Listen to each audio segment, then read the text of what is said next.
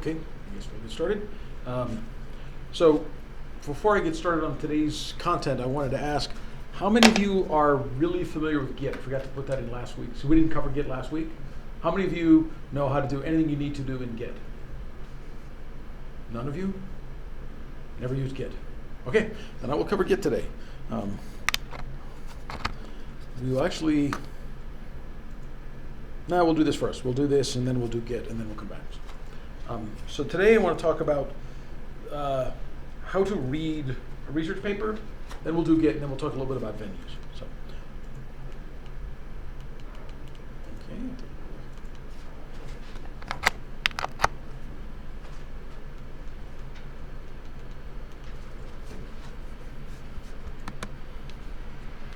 Okay. So I'll start with a little poem from Emily Dickinson. It's the way I read a letter. This is a well-known poem. And it sounds a little bit hokey, but what I really wanted you to think about is I want you to be thoughtful about how it is you're going to read papers, right? You're going to be reading papers throughout your career.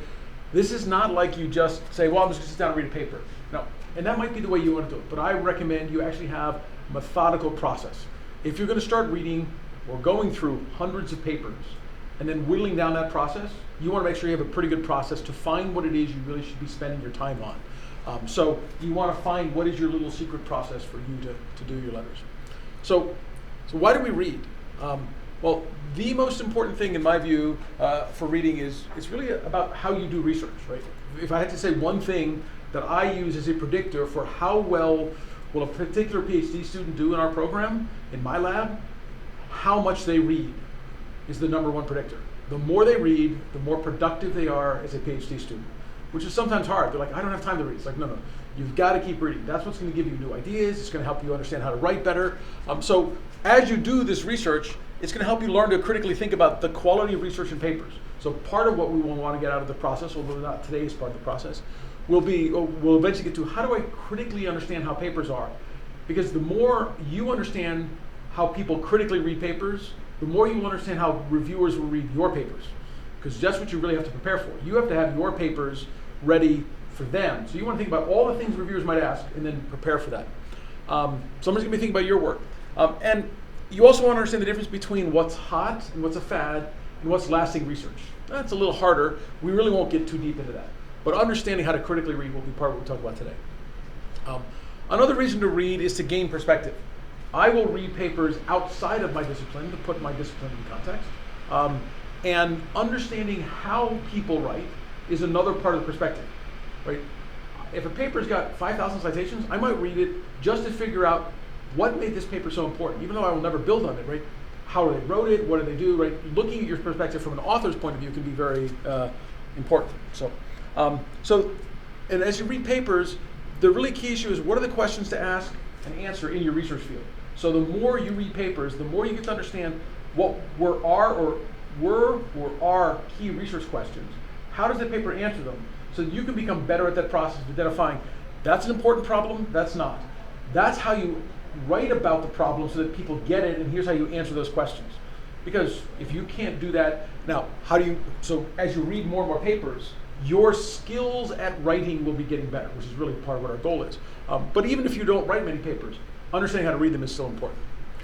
So they're the primary way in which research is disseminated. They really come in two major, or maybe three categories.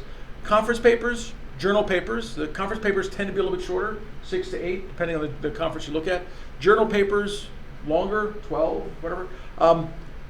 Journal papers in computer science are often a more complete version of a conference paper with more experimentation, more elaboration.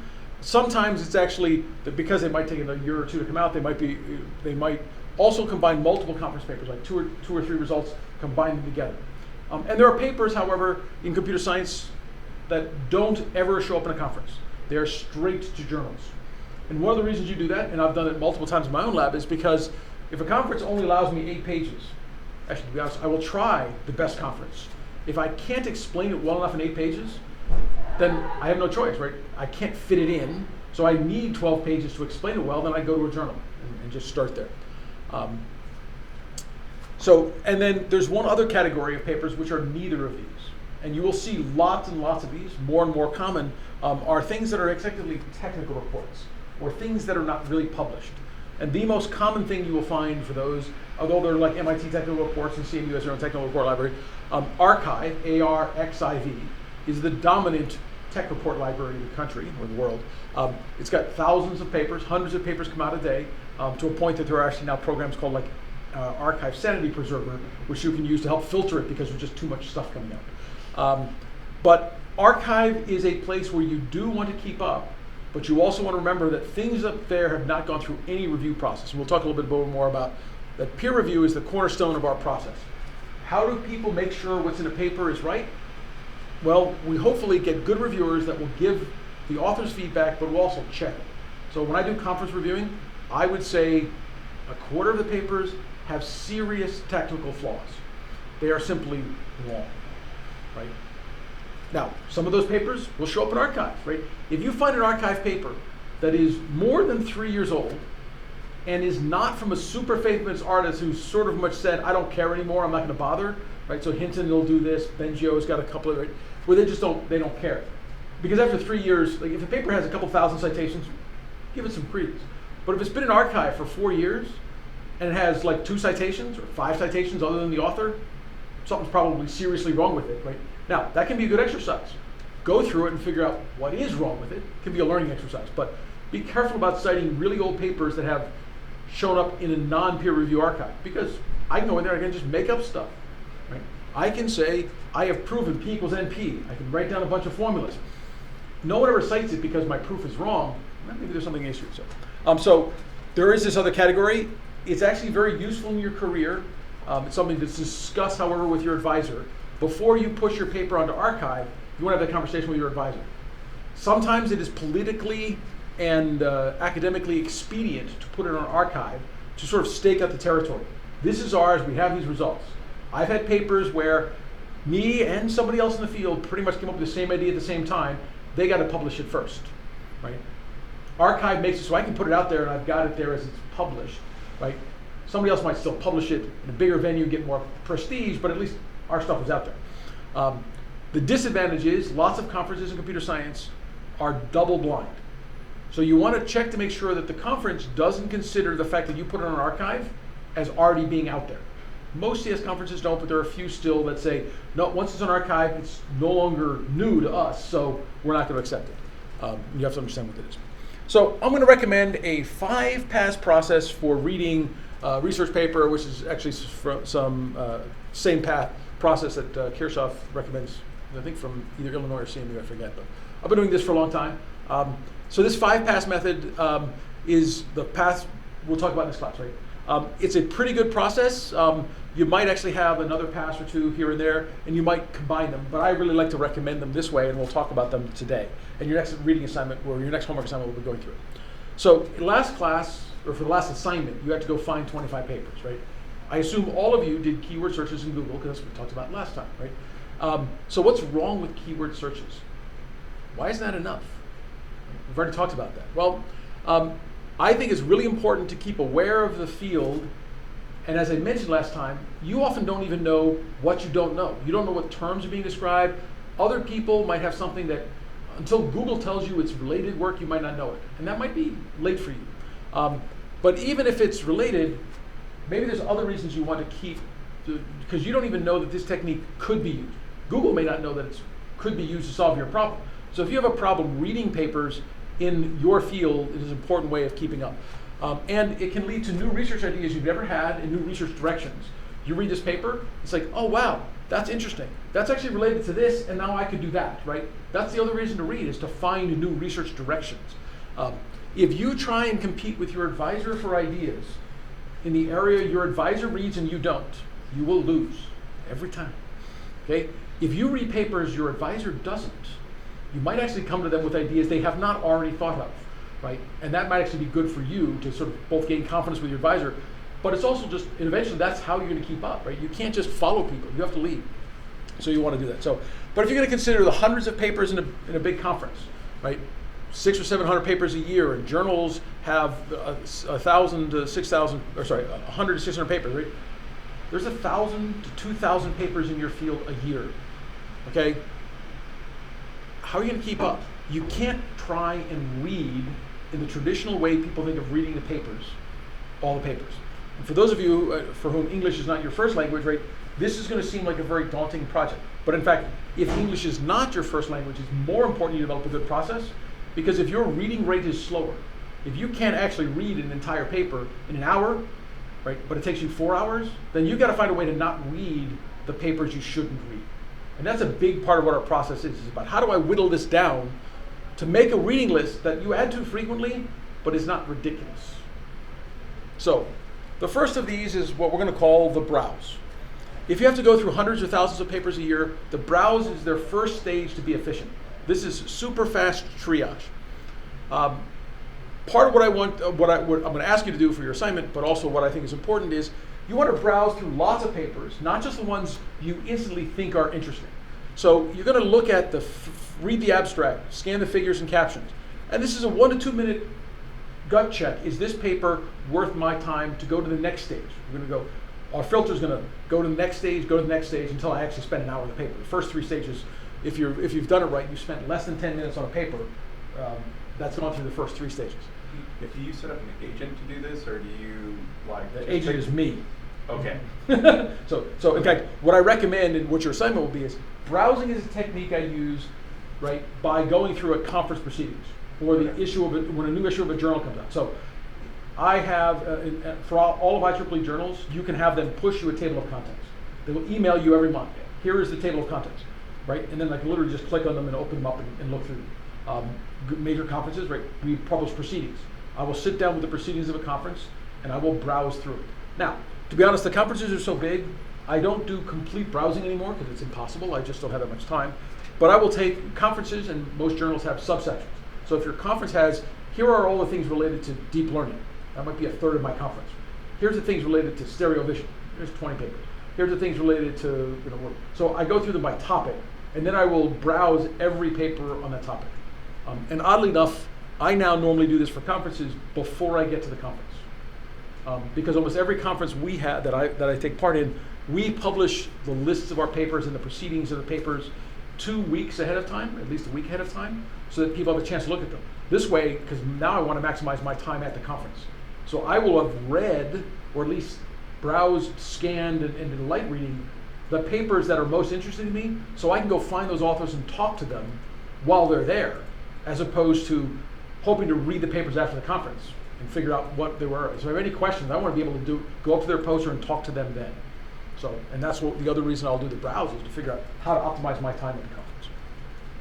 So there are some things for browsing, like a venue check. There are whole venues that I just ignore. I don't care. Right? It doesn't matter what's published in there.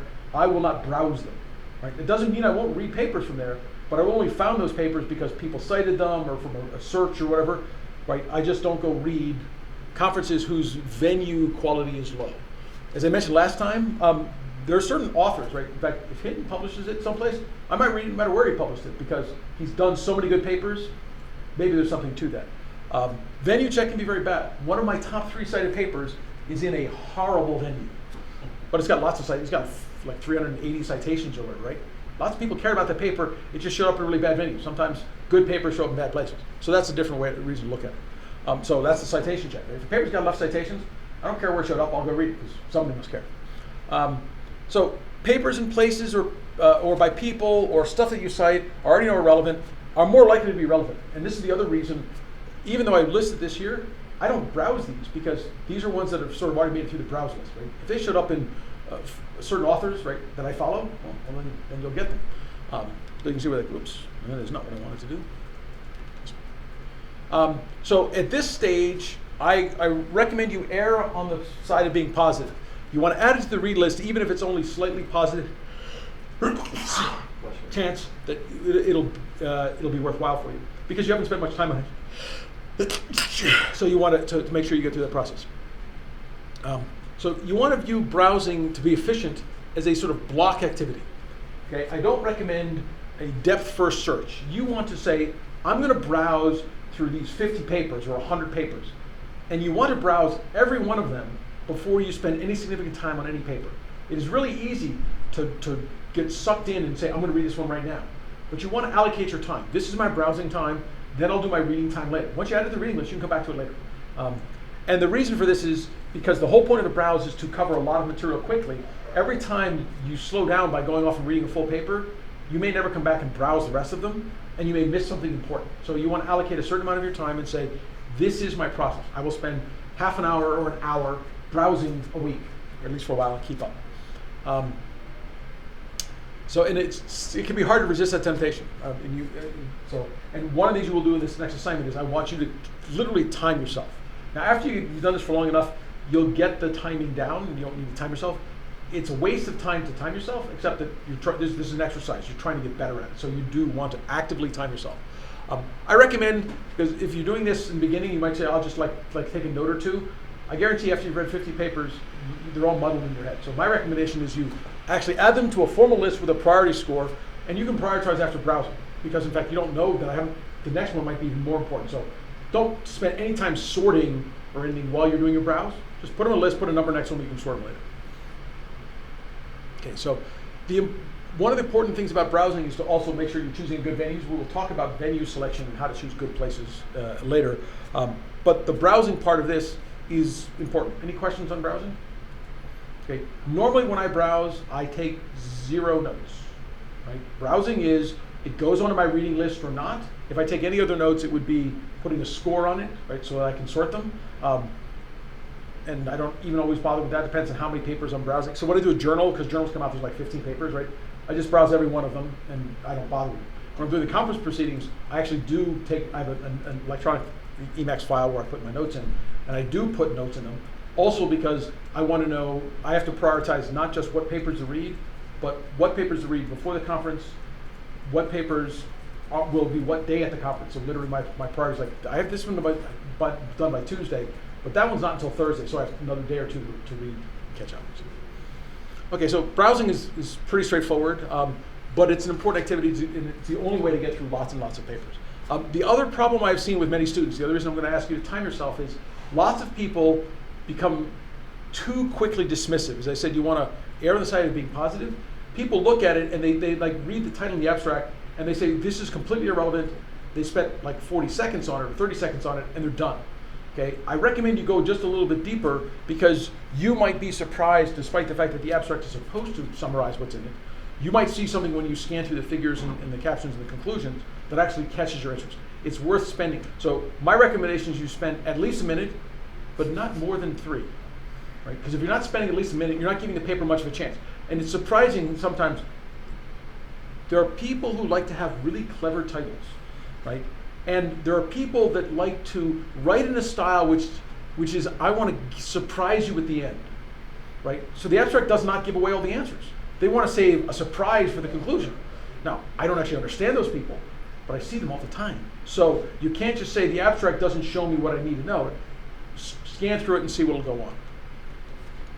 Okay, so after you've done the browse, stage 2 is the skim. So this is how I go through my reading list. So are you saying we can like under promise in the abstract? Can you? Yes, I would recommend you don't. But there are styles in which certain people like to under promise in the abstract. What about over promise? I never recommend you over promise. Under promise, over deliver, there's some value to that. One of the reasons people sometimes under promise in the abstract is because abstracts are sometimes literally committed 2 months before the final paper is done. And now you don't want to over promise, so you under promise in the abstract. And now if that venue doesn't let you change the abstract, you're stuck with it.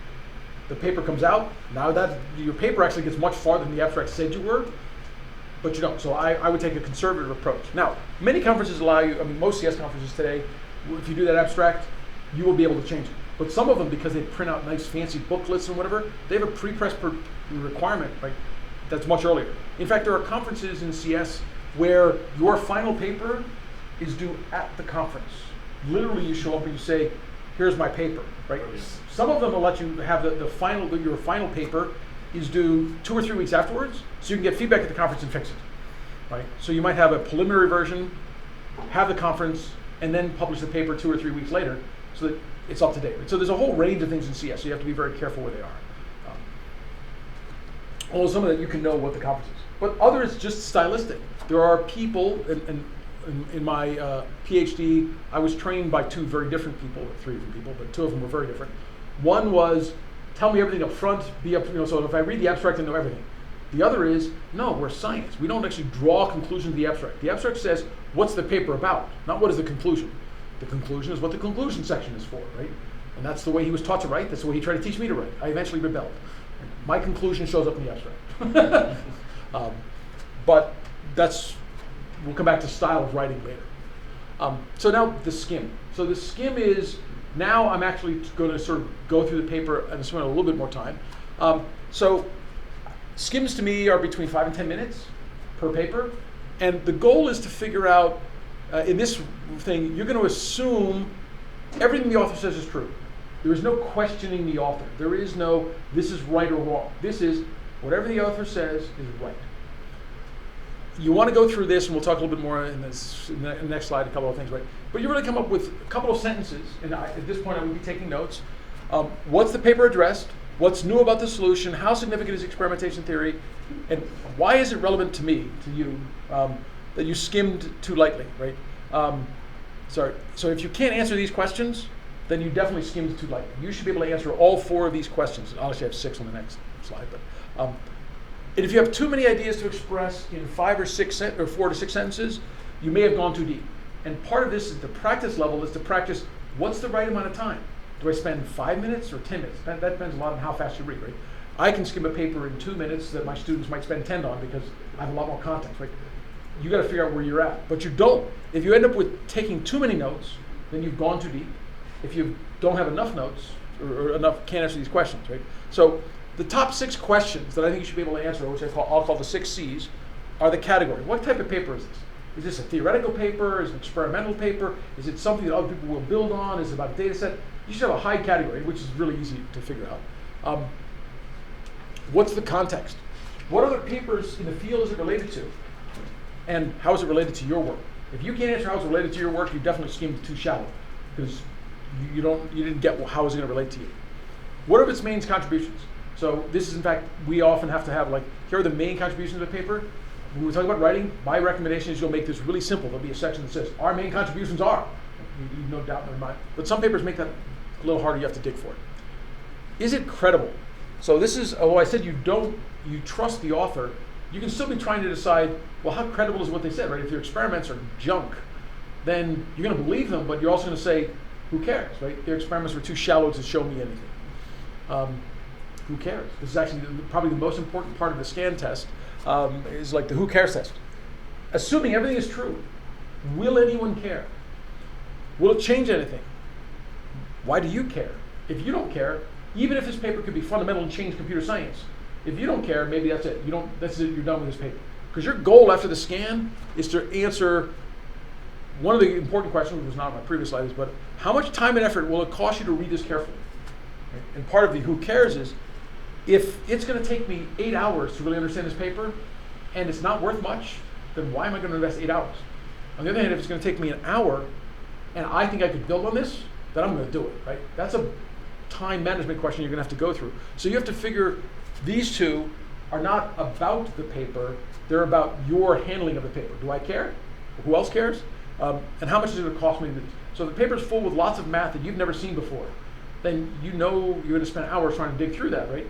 On the other hand, if it's, I've seen every one of these equations before, that's why I can read so much faster than my students, right? I look at the equations, I know exactly what that is, I don't spend any time thinking about it. Then you might say, fine, it's going to be worth it. So we're now actually going to do a quick in-class exercise, so a little bit more interactive. So you now have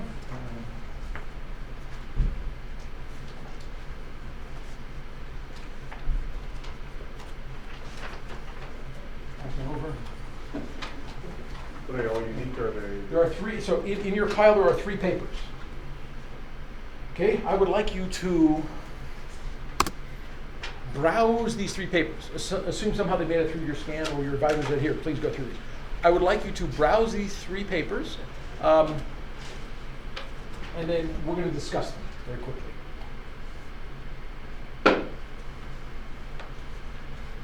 And if you're a remote student watching remotely, right, you'll go to the next slide and you can get the links. Download those links, do this same thing, and then read through them before continuing the video.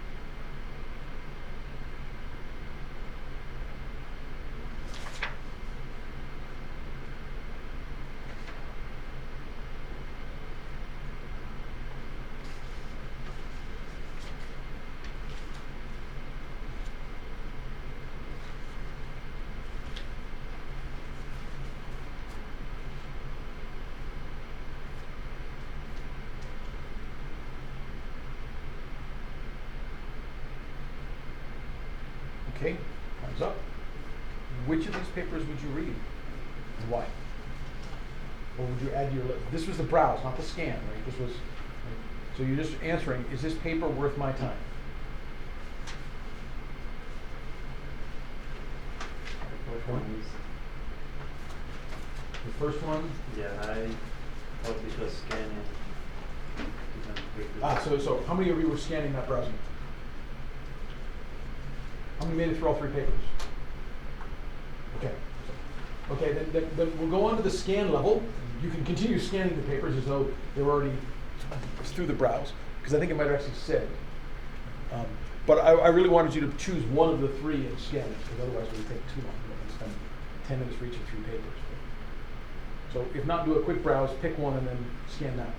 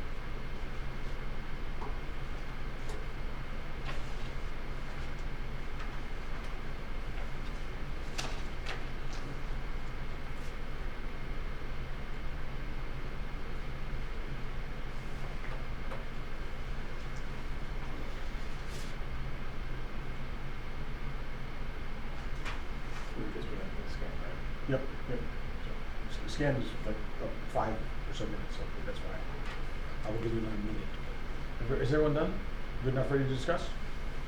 Okay, so first, who chose what paper? Who chose the ANN color paper? You did? Okay, so let's go through this for you since you chose that one. So, what type of paper is it?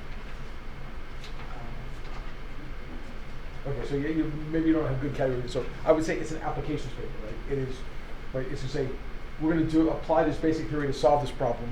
Maybe, right? Maybe it's a theory paper. It's hard to tell. What's the context for this paper?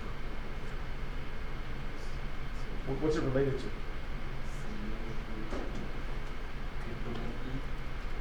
Security costs, and encrypting, how storage using image-based. Okay. So what do you think is the main contribution to this paper?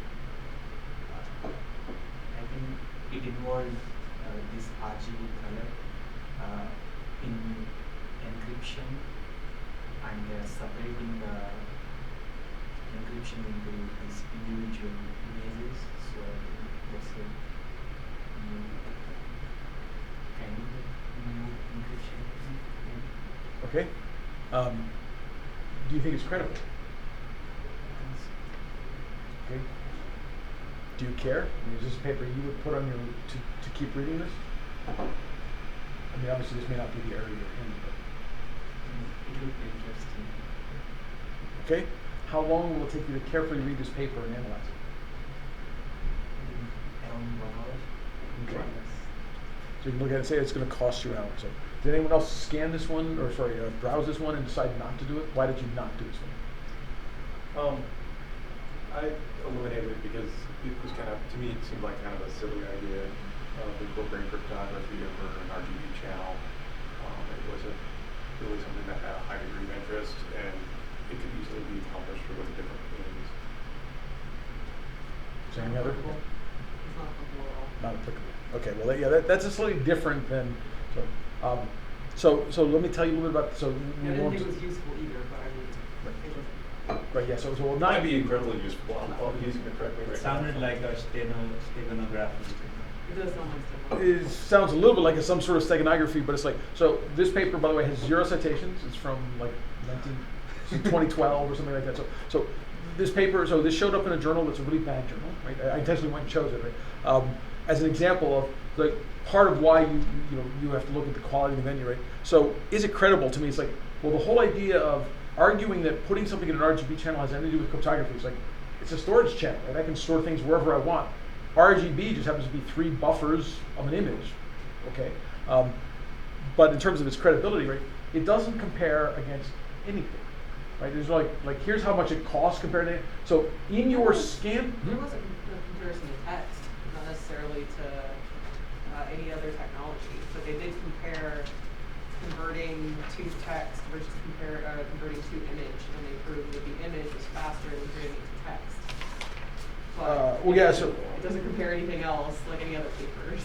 yeah, so I mean, by comparison, is like, what's the state of the art, or what's at least a good algorithm, right? There's no comparison of other encryption stuff, right? So to me, that was sort of like, okay, if a paper doesn't do that when I'm doing a scan, that paper loses most of its credibility, because if you're not comparing yourself to state of the art, why should I? So it's not my job as a reader to work hard to figure out where do you sit in the state of the art. It's your job as an author to say, here's this context, right? What's it related to, right? They didn't relate it to any of the cryptography papers, right? So if this idea is good or not, right, I should have to struggle to figure out what that is. So that was why, to me, this is a bad paper, right? Now, it might read okay. They do a convincing job of saying, well, here's why it might be useful.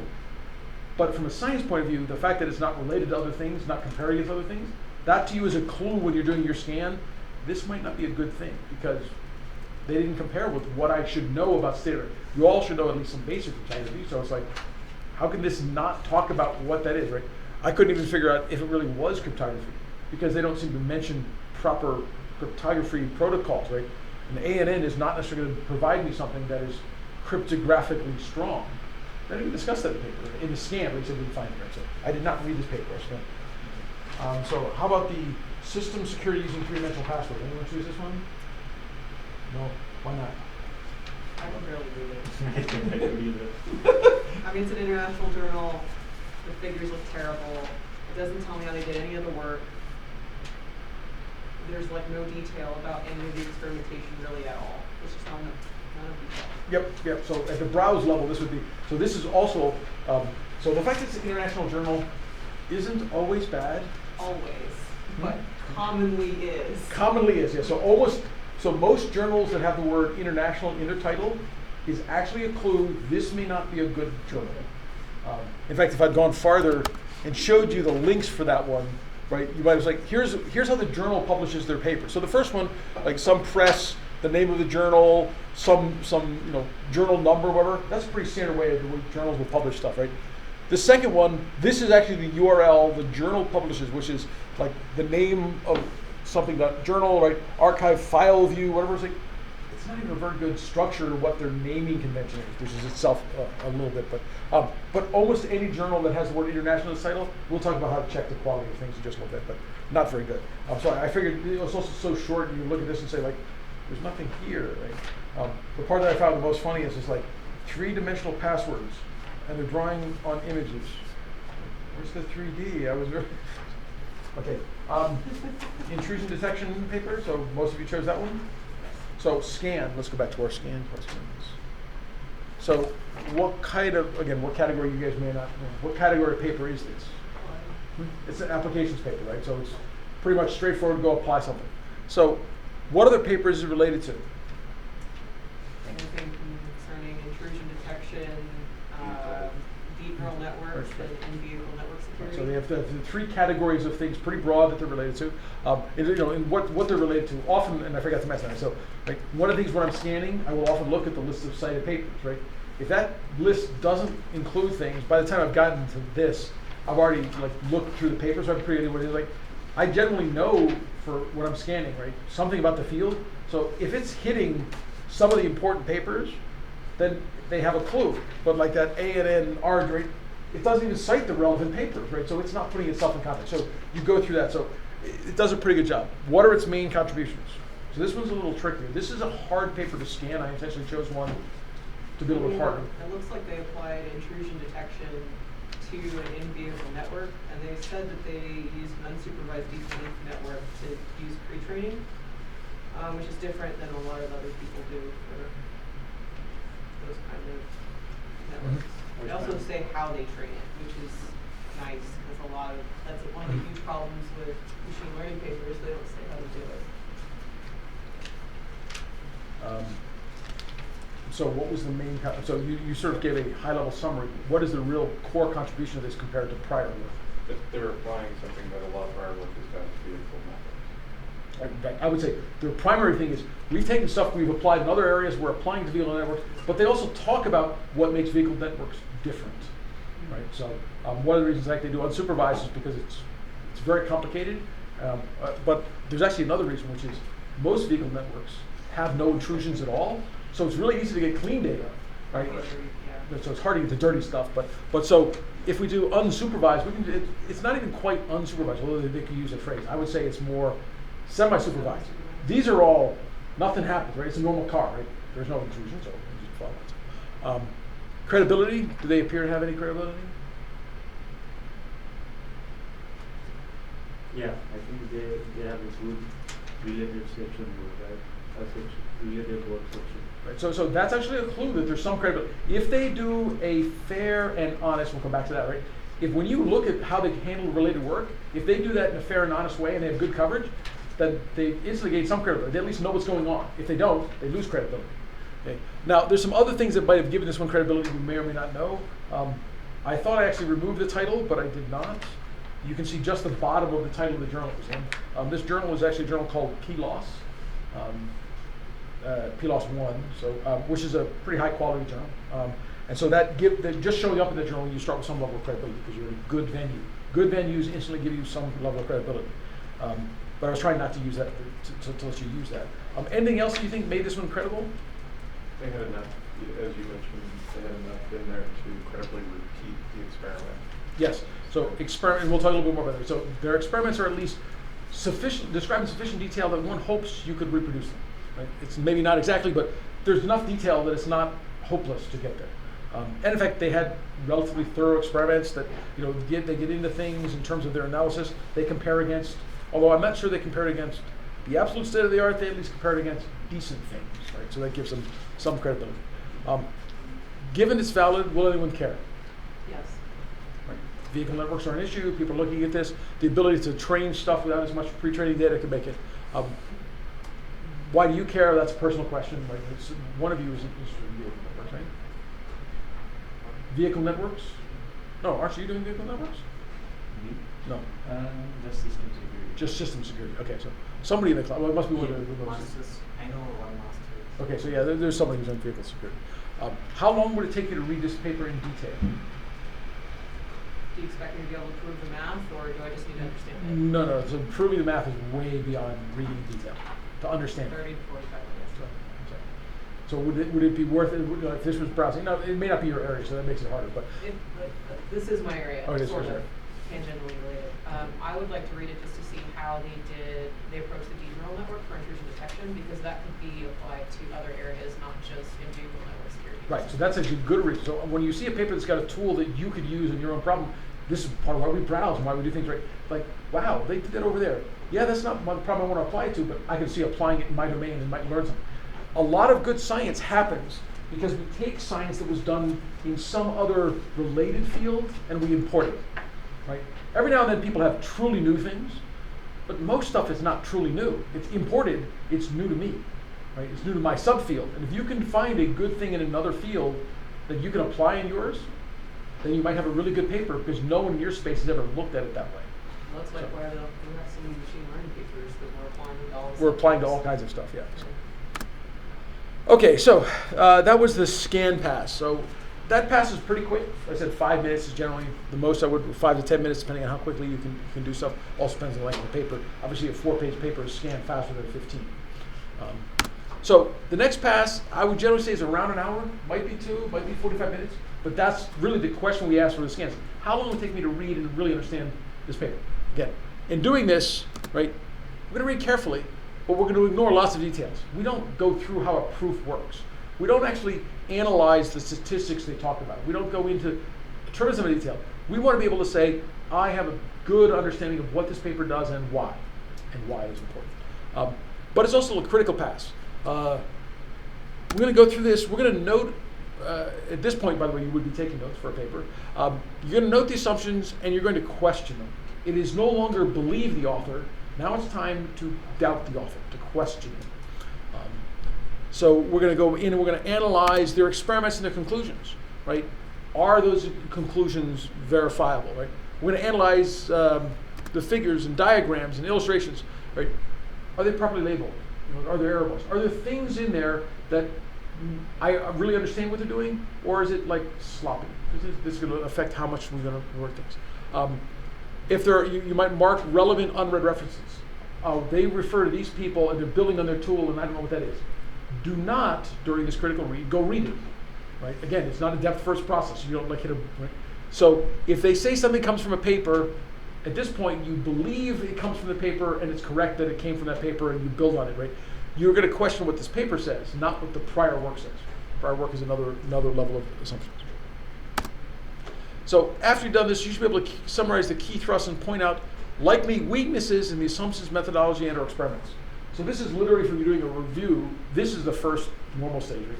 The paper was assigned to you. There's no question of browsing or scanning it. It's like jump in and do the review. Although almost every review I do the scan first because I want to get sort of an overall lay of the land, what's going on in the paper overall, and then I go back and I read it in more detail. At this point, your third read may or may not be in order.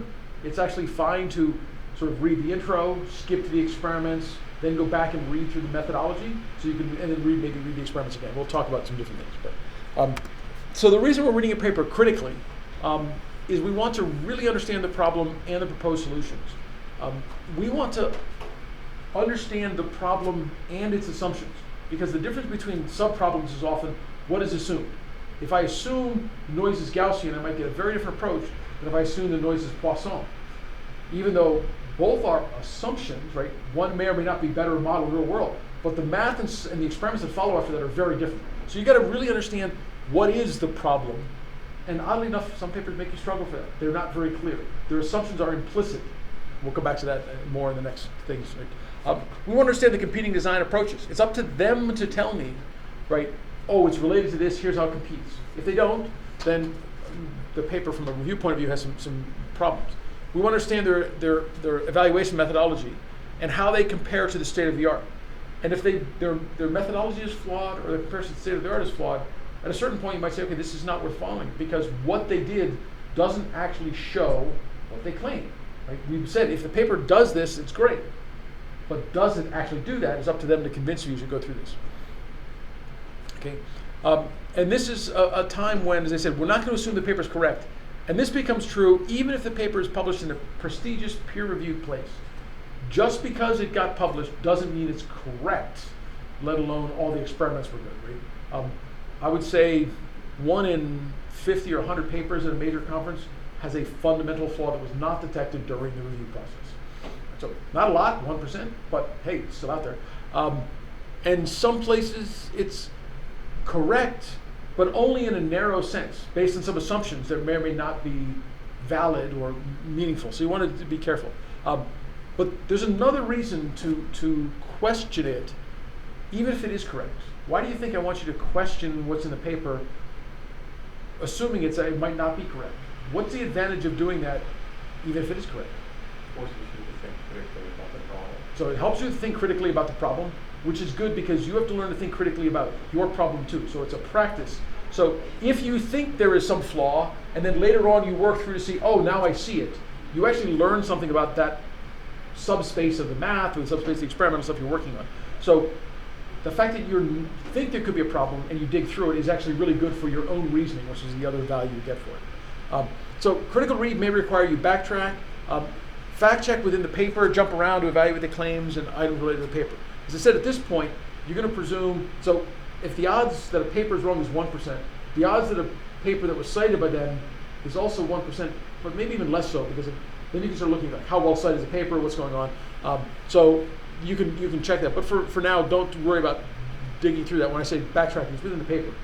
Papers will more commonly have inconsistencies. They assume something here and assume something in the next section, and either of those might even seem like a reasonable assumption, as long as you don't assume them at the same time. So if I assume it's a continuous distribution, and then I assume it's atomic or discrete, I can't be both continuous and discrete, right? In either section they might be. So those are the kinds of flaws you'll actually see in lots of papers. In fact, I would say very few papers, coming back to like the proofs in the math, very few papers have algebra mistakes. They may have typos. That's not that uncommon. But the authors rarely make algebra mistakes. What they do is they make mistakes that are assumptions that shouldn't be made. They're not consistent. And those are the ones that are hard to find. Checking the algebra line to line can be useful. So these are some high-level clinical questions that to me are a hint there might be something wrong and I need to dig deeper. So if the author's been cutting corners, intentionally or unintentionally, in terms of like how they do their experiment. So we ran it this way, but we only ran it for like 10 seconds instead of 2 hours because of the computation, right? Now, if they say we only let it run for a day instead of a month, yeah, that's not really, that's maybe reasonable. But I read papers where they say, for computational reasons, we cut it off at like 10 minutes. It's like, what kind of computational reason is that? That makes no sense, right? When they're telling you that, then I start wondering, like, is there something else wrong? Right? Is there something deeper you got to dig into? Do you think it is impossible to reproduce the results? There are plenty of papers where I read where it's like, there's absolutely no way I can ever reproduce this. In which case, I'm going to be very critical about this paper because now I have to get the understanding of the paper without ever being able to test it. That's a bad place to be. Are there things problematic about their experimental setup? We'll talk a little bit more about some of those on some later slides, but lots of problems for me. A paper has experiments that can't possibly prove their claims. Now, the experiments might be fine, but the claims can't be proven from those experiments. And when there's that level of disconnect, then there's something wrong with the paper and you want to understand what's really going on. Now, in fact, when I say there's lots of problems, so provably wrong papers, maybe one in 100.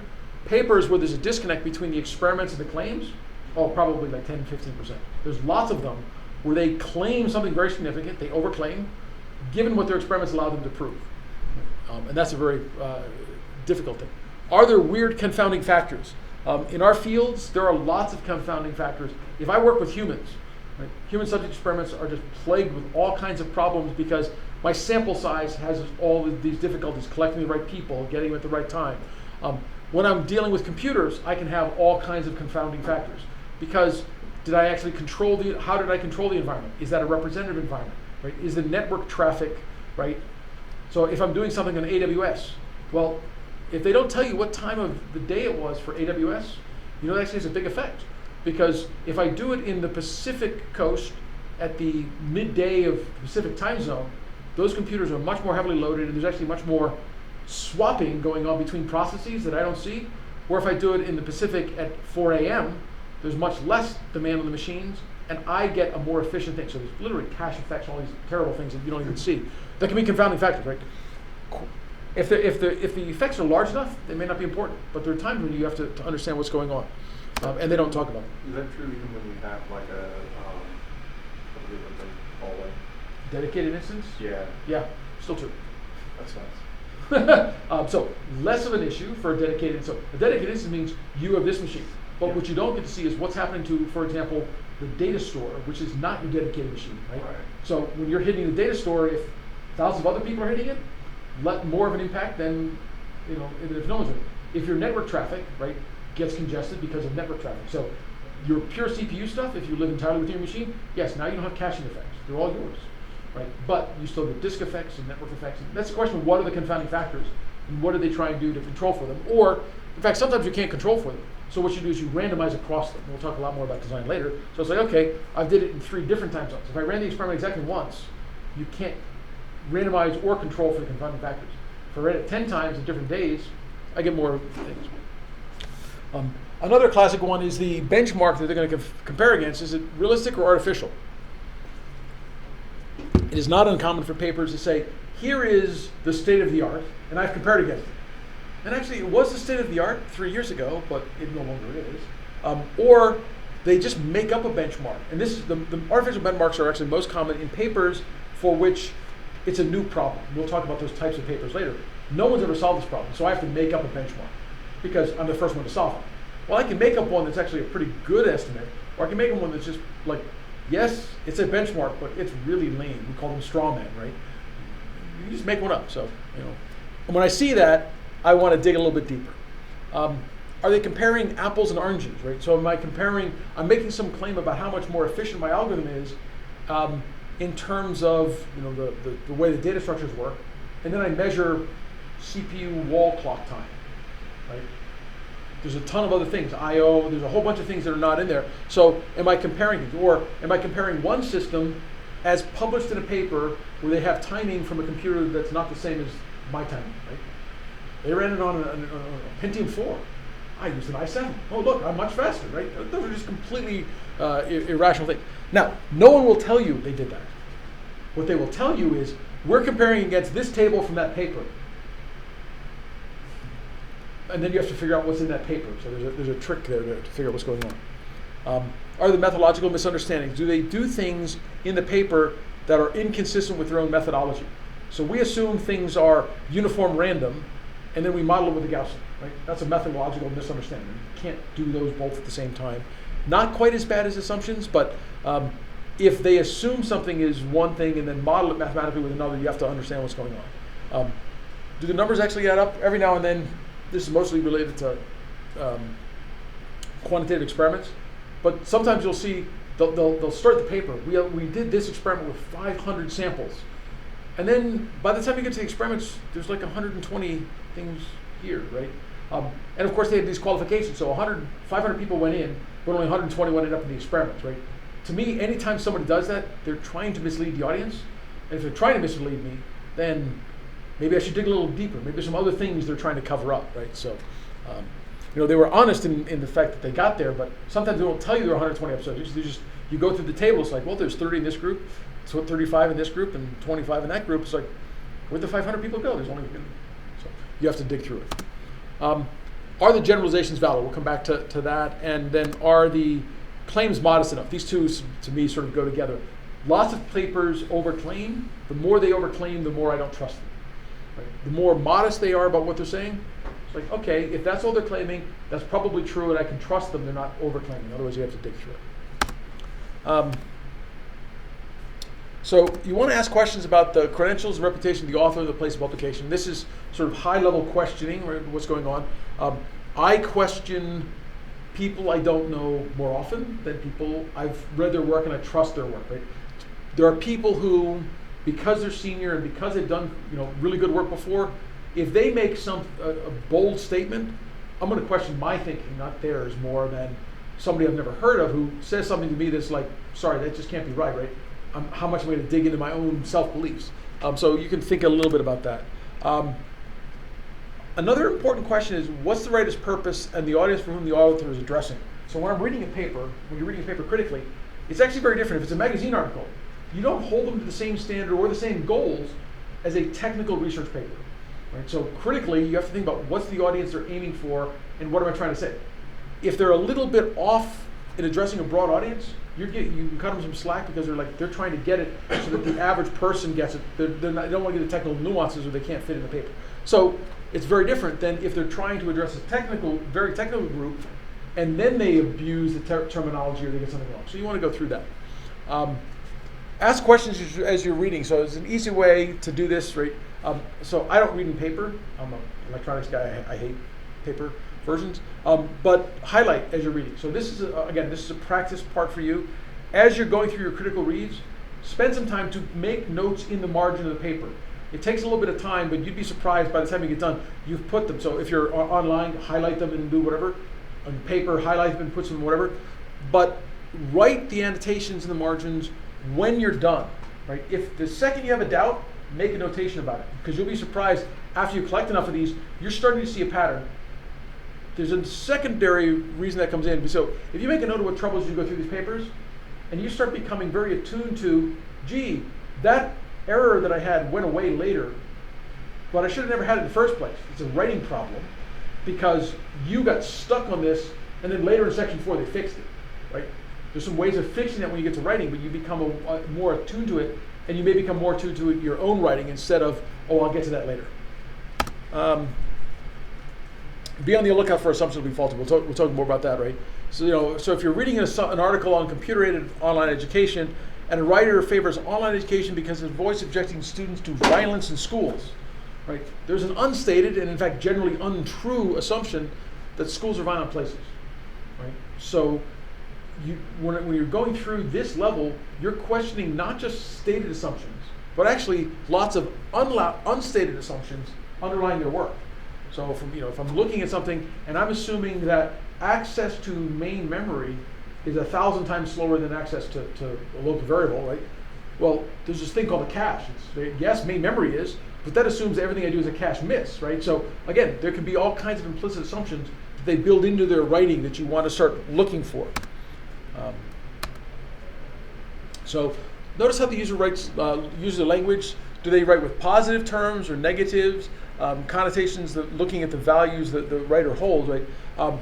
If they flamboyantly denigrate and dismiss other points of view, such as a ridiculous notion or inept policies or anything that's really a strong put down of other people, again, this raises the fur on the back of my neck and makes me say, these people are aggressively trying to mislead the reader, right?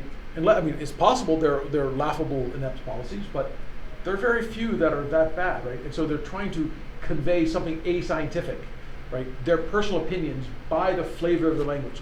And when people do that, then you want to be a little bit more critical about what's going on because they may be very good at leading you down a garden path and you go.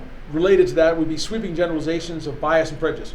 Wouldn't want to stay at home and have children. Men love to spend Saturdays hacking code, right? These are just ludicrous ideas but people put them in their papers, and they bias the way readers feel as they're reading the papers. And you can flip this around, right? They can bias you in a very negative way because if they make those kinds of statements, why should you trust anything these authors say, right? And at a certain level, that can be part of which is like, okay, if they think this, then I don't trust much of whatever they say. You want to look at their evidence and that is adequate and accurate. For example, if they're making generalizations about programming skills of Chinese students, but it's based on a study of only 10, then they've pretty much shown I don't know how to do good experiments because I made a gross generalization from a very small population. Can I do something with a population of 10? Absolutely. Can I make a broad statement? No. Right? My population is way too small to do this, right? And you'd be surprised, and I've used things a little bit farther from everyone so that I don't have to, I'm not trying to pick up papers, right? These examples are really obvious to you, right? As opposed to, but you'll see something similar in technical papers where it's something that you have to dig a little bit to sort of say, okay, I ran my program 3 times and it's 5% faster than this other program. At which point I'll say, okay, and if your program is 5% better on those, how about on these 5 over here, these 5, right? Different runs of your programs, we'll get into statistics later and we'll see. That's a very common problem. People like to generalize from a small number of examples, and that's often a problem. So some critical questions, I'm going to spend a lot of time on these. Is the problem carefully stated, formulated? If you can't find a very formal statement of the problem, then the paper isn't very clear about what it's solving, then how can you answer, did they solve it? Right? So I like to have papers that have a pretty carefully formulated definition of what their problem is. And then once I have it carefully formulated, you could ask, is it a meaningful, real problem? There are lots of papers where you read them and it's like, gee, if the world was like that, it would be interesting, but that's not our world, right? The problem isn't real. Now, you can't just say you're going to ignore a paper because it's not a real problem. It might be abstract, but that abstraction might apply across many problems. So it doesn't have to solve, it doesn't have to be in the context of a real problem, but maybe it could be applied to a real problem. Right? So you have to balance what that is. Is it the right problem formulation in terms of the formulation versus the description? They might actually say, here's the problem I want to solve, and then they formalize it in a way that disconnects between the two. Again, when papers try and get mathematically precise, they often run into this problem. So somebody's doing GAN work. Is that you're doing GAN work, right? So, in some of the GAN papers, they say we're going to build this general network, but they never formally define, in terms of their formulation, right? They're going to say, well, it has this discriminator.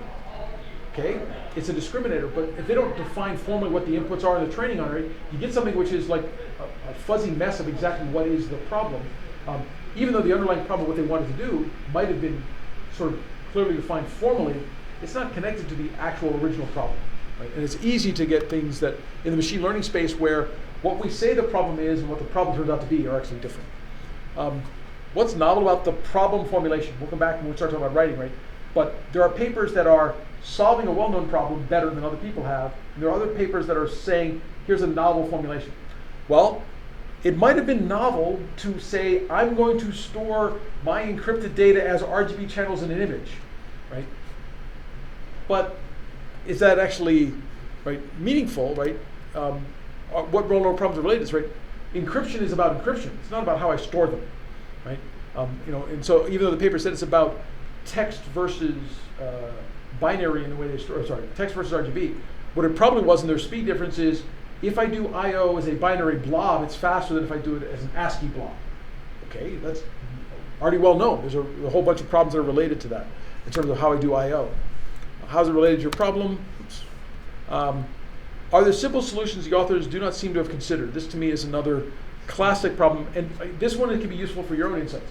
So, was there a simple way of solving this problem rather than this convoluted, right? And maybe the reason to think about that is that maybe that simple problem was overlooked by them, or maybe they chose to make it complicated so they could say they did something novel. But if I could solve it with a simple way, right, it might be publishable, maybe it would be, depends on what it is, but if they don't compare against it, they don't talk about that, then it's also a limitation of the way the paper is coming from. The other reason that's useful is that sometimes when you think there's a simple solution and there's not, it's a mistake in your thought process. So as you think through, oh, I think that could solve it, and then you work through, it's like, oh no, it doesn't solve it for this reason. You improve your own thinking. So can you make a list of assumptions explicit and importantly implicit about the technique? This is one where there's a lot of places where the implicit assumptions, to find them, you can really look at pretty much every matrix, every divide. So what's implicit if I divided two numbers? I'm not dividing by zero, right? It's a bad thing to do, right? So matrix operations, right? If I have a matrix operation, right, depending on what that operation is, right, I probably have to assume, if I want to invert a matrix, I have to assume it's invertible. If I'm going to multiply by a matrix, then I might also be assuming that the matrix is a full rank. Otherwise, I can like throw away subspaces, right? There's a bunch of things that show up. If I'm going to do functional inversion, minimization, maximization. So if I do minimization or maximization, what do I assume? Maybe, maybe not, depending on how I solve it. A lot of times that there's not a local min-max. Right, so the question is, can I, if I assume there's a minimum, is there a unique minimum, right? Or are there multiple of them? And is there a local minimum or global minimum, right? Can I get to there, right? So if I find the local minimum, that may not be the minimum of the problem. So all of those are assumptions. Anytime you see those things, those are the classic places where people sort of mess up. They go find a local minimum instead of the global minimum, but their proofs were about, we find the minimum value, and it's like, no, you don't, right? What else could be interesting about if they make these assumptions implicitly? What else might be valuable for you as a reader if you can figure out they've made these implicit assumptions? Well, as an engineer, sometimes when you make implicit assumptions, those lead to other assumptions that you've made in order to make those assumptions true. Right. So one is, in fact, this assumption may be true, right? The matrix may always be invertible because of something you didn't think about yet. So you'll learn more about what they're actually doing. Okay. The other possibility is the assumption is wrong. What else might you learn if the assumption is wrong?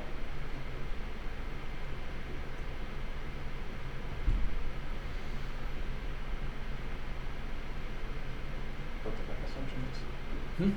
Well, so you may or may not figure out the right assumptions.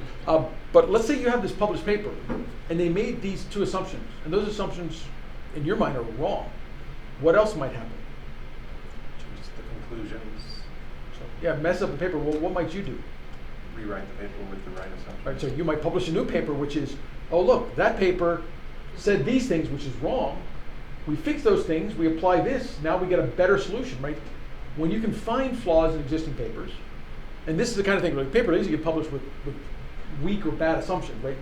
Because they can say, well, it's in general true that this matrix is invertible.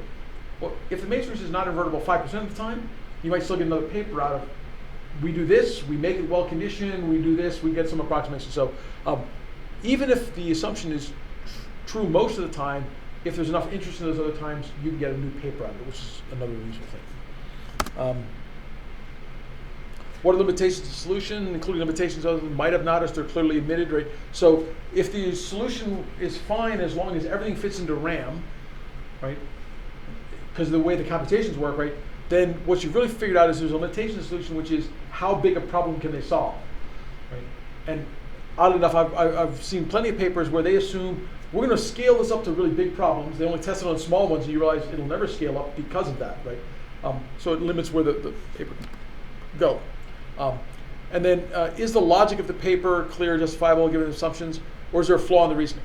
Well, I said very people will have algebra mistakes. There's lots of flaws in the reasoning where people make logical assumptions, where you say, well, if A, then B, right? And then they assume B is true even though they don't know A is true, right?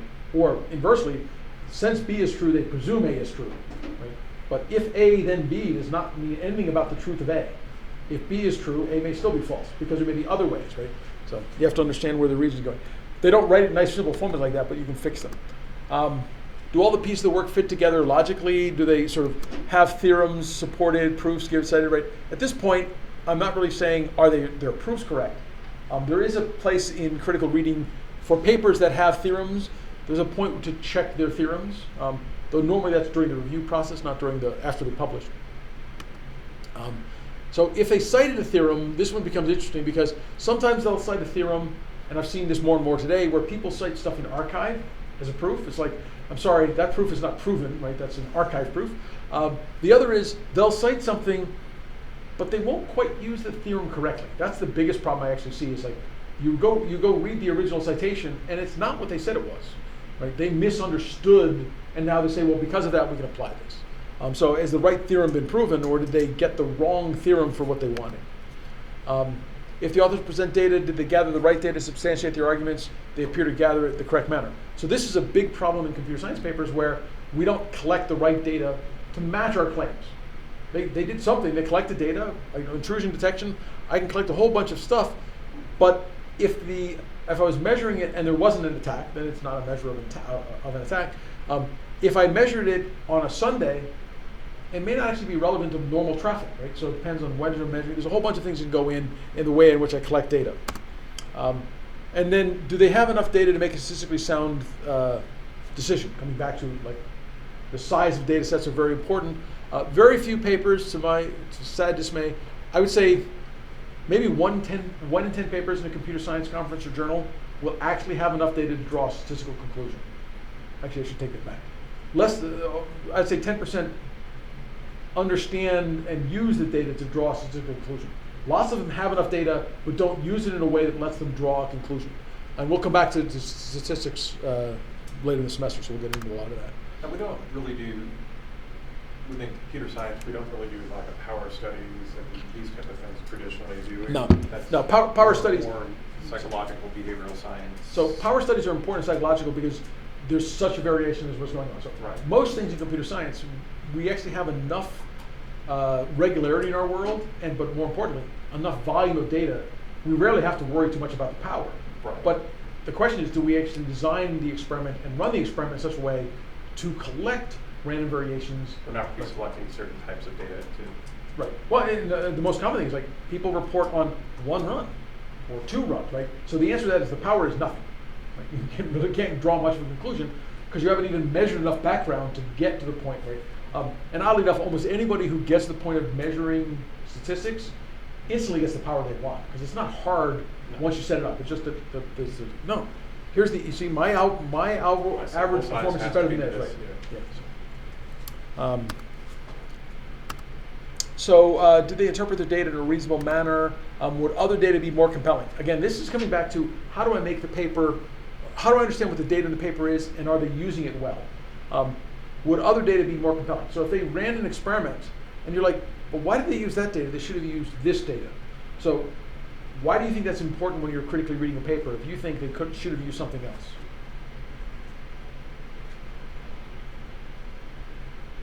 One, it invites another paper. Yep, As so- we talked about before, but the other piece is that pre-selection type of stuff. So So- I'm pre-selecting data that's going to support my conclusions and my process. That's not very interesting. It's a very narrow solution. Right. So in fact, there are papers in my field for sure, but I'm sure papers across most of computer science where people do what we call data set shopping. Right? I have an algorithm.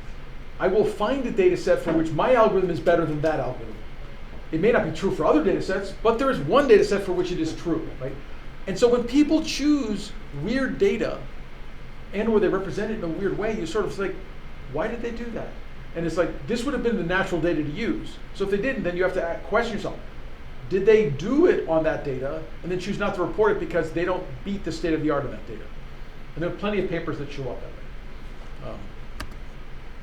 Did they compare with the actual state of the art, right? This is another classic one. You say in your paper, we compare with this, which is state of the art.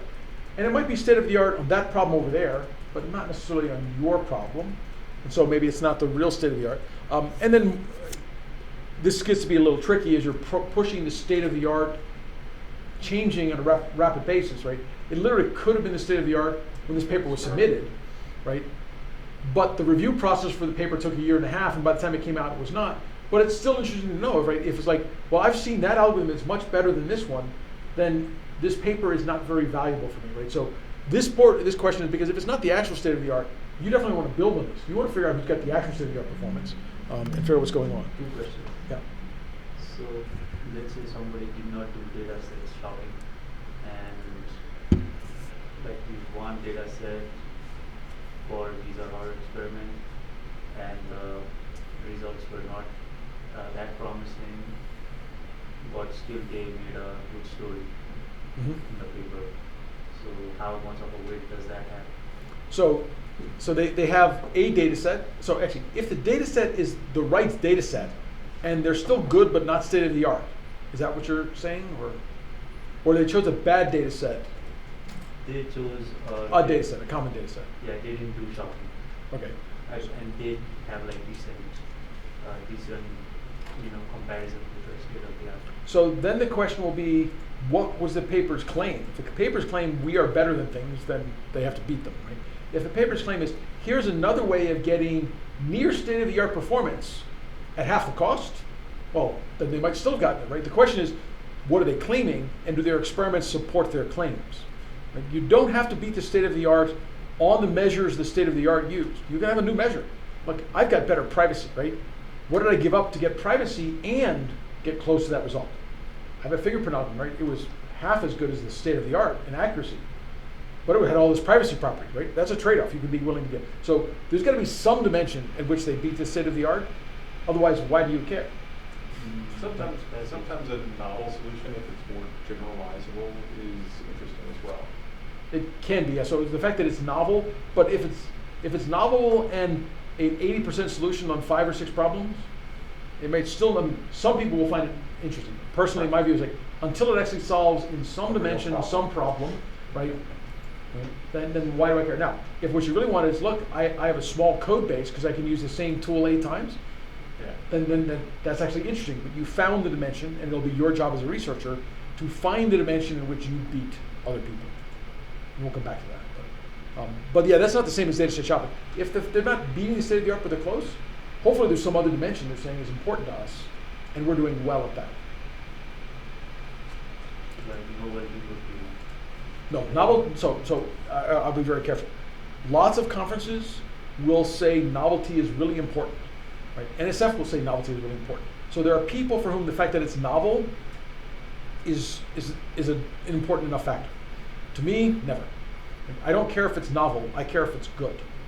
Right? If it's not better than something else, then why? So it's not my job to figure out how to use your novel thing. It's your job to figure out how to show me your novel thing is better than the previous thing, right? We're a synthetic field. I can always do something different, right? I can make mine use, instead of RGB, I'm going to do RYF, right? Where I make up something, right? So what, right? It doesn't matter what I do that's novel, only is it better in some way that somebody cares about. Now, that's my view about how to do good research. Right? You can always publish things someplace that are novel, right? And I'll tell you, if you can find a way to describe it as novel, you increase your chances of publishing. We'll get back to that, right? So, but to me, that's the author's job to figure out what the novelty is good for. Not my job. Another classic problem is the same data used for training and testing. And especially as people who are not in machine learning start applying machine learning, you will see tons of papers that don't do the machine learning properly. It's pretty simple. If you train and test on the same data, you cheat, right? Because I've trained on the test data, right? What about the ways that they do cross-validation? Because some people will be like, I do 5-fold cross-validation, and other people will be like, I did 70-30, it was good enough. So if you do 5-fold validation, if it's proper validation done properly, that's always acceptable. The question is what statistical power it has, right? If they do 70-30, train and test, right, with no validation, that's okay. They just can't draw any statistics from it. So you have to be very careful how to interpret that. We'll talk a little bit more when we get to the statistics side, right? But this is one where I see all the time where people say, well, the papers don't say, right? And in my view, when most papers don't say, I trained on this data and I tested on that data, it's because they trained and tested on this data. There's another one which is actually more subtle and, in fact, unfortunately far more common, which is, were parameters selected to improve the test results? So people will run, I've got like 8 parameters. I will choose the parameters that give me the best performance on the test result. Now, that's not quite the same as training my entire model, but it's the same. Because what I really did is I ran my model and I changed a common thing for people doing machine learning or even model selections in machine learning. I'll do a hyperparameter search, right? I will do a grid search. I will try every value of alpha, beta, and gamma, and I will tell you, for this value of alpha, beta, and gamma, I beat the state of the art. Now, for almost every other value, I don't beat the state of the art, but that's okay, right? No, that's not okay. If you choose your parameters on the test data, you get something that is statistically not meaningful because you optimize on the test data. There is no variation on that, right? So it's especially bad now. If the proper way. There's a logic behind selecting those particular hyperparameters. So if there's a logic behind them, and so this is when I'm reading a paper, right? So they say I chose this parameter for this reason, this parameter for that reason, right? I would expect them to do a study. So if the results are stable around that region, right? So that if I look at the performance of the curve and it looks like this, right? And their theory told them to put something in the middle. Hey, they're showing their theory about why the choose is right? if their theory says it's this value, and you look at it and it's like this, and it's like, okay, the theory doesn't predict that it's going to have that kind of fall off it. Right. So can you? But you don't choose them on the test data. You evaluate over test data, and then you understand how it relates to your theory.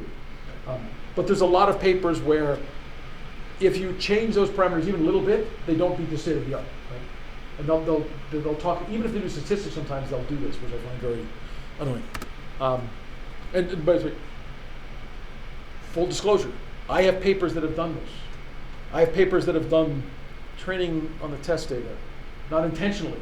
That's like you literally had a bug in the code that let the test data leak through to the training data, right? And some student didn't notice it, and like years later, I actually published a retraction of the paper because we did that. And like later on, we couldn't reproduce our own results, and it's like, what's going on? We coded this from scratch. How can we not? And then we eventually found the bug in the original code. So it's not always intentional, but parameters on this to improve the test results, right? It is a common experimental paradigm. We actually have one paper where we said, we did this experiment just like everyone else did, and we beat them at that result. But that's cheating. So we ran another experiment. But of course now we can't compare against anyone else because we don't have their code. And so you follow along because once this becomes the selected paradigm for some experiment, you sort of have to do it.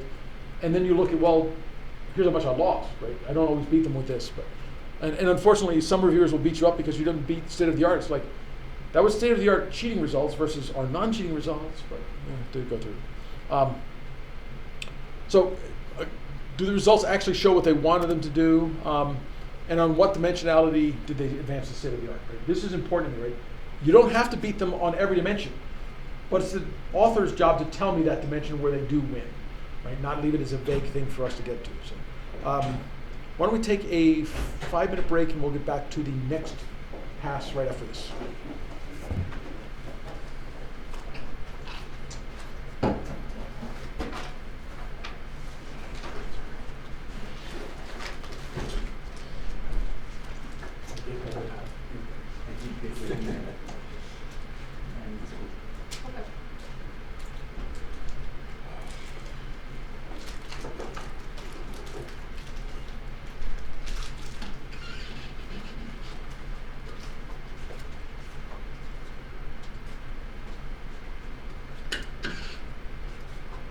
If I start talking too much, just tell me to shut up. It usually works. I'll have to just start calling other people. Or throw stuff at me. I don't know.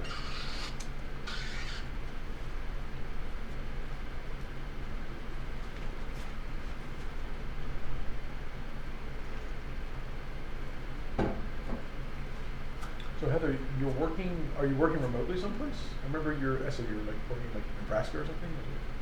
I work for the Nebraska Applied Research Institute.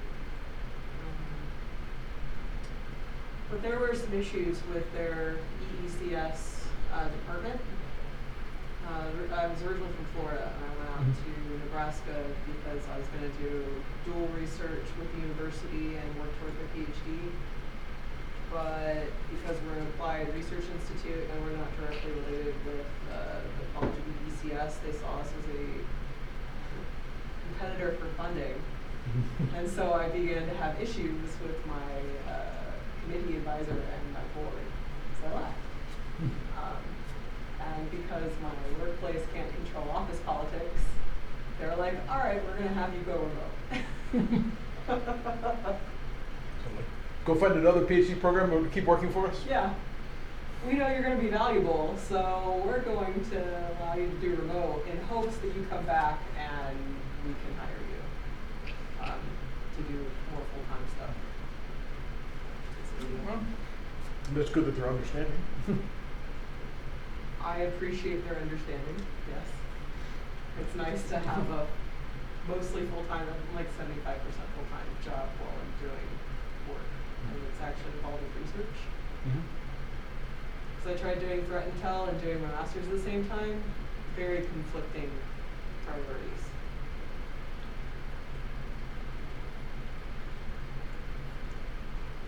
Yeah, if you can get your work and your research to closely align, it's even better. It's hard. There's just, the incentive structure is off, frankly. Yeah. Well,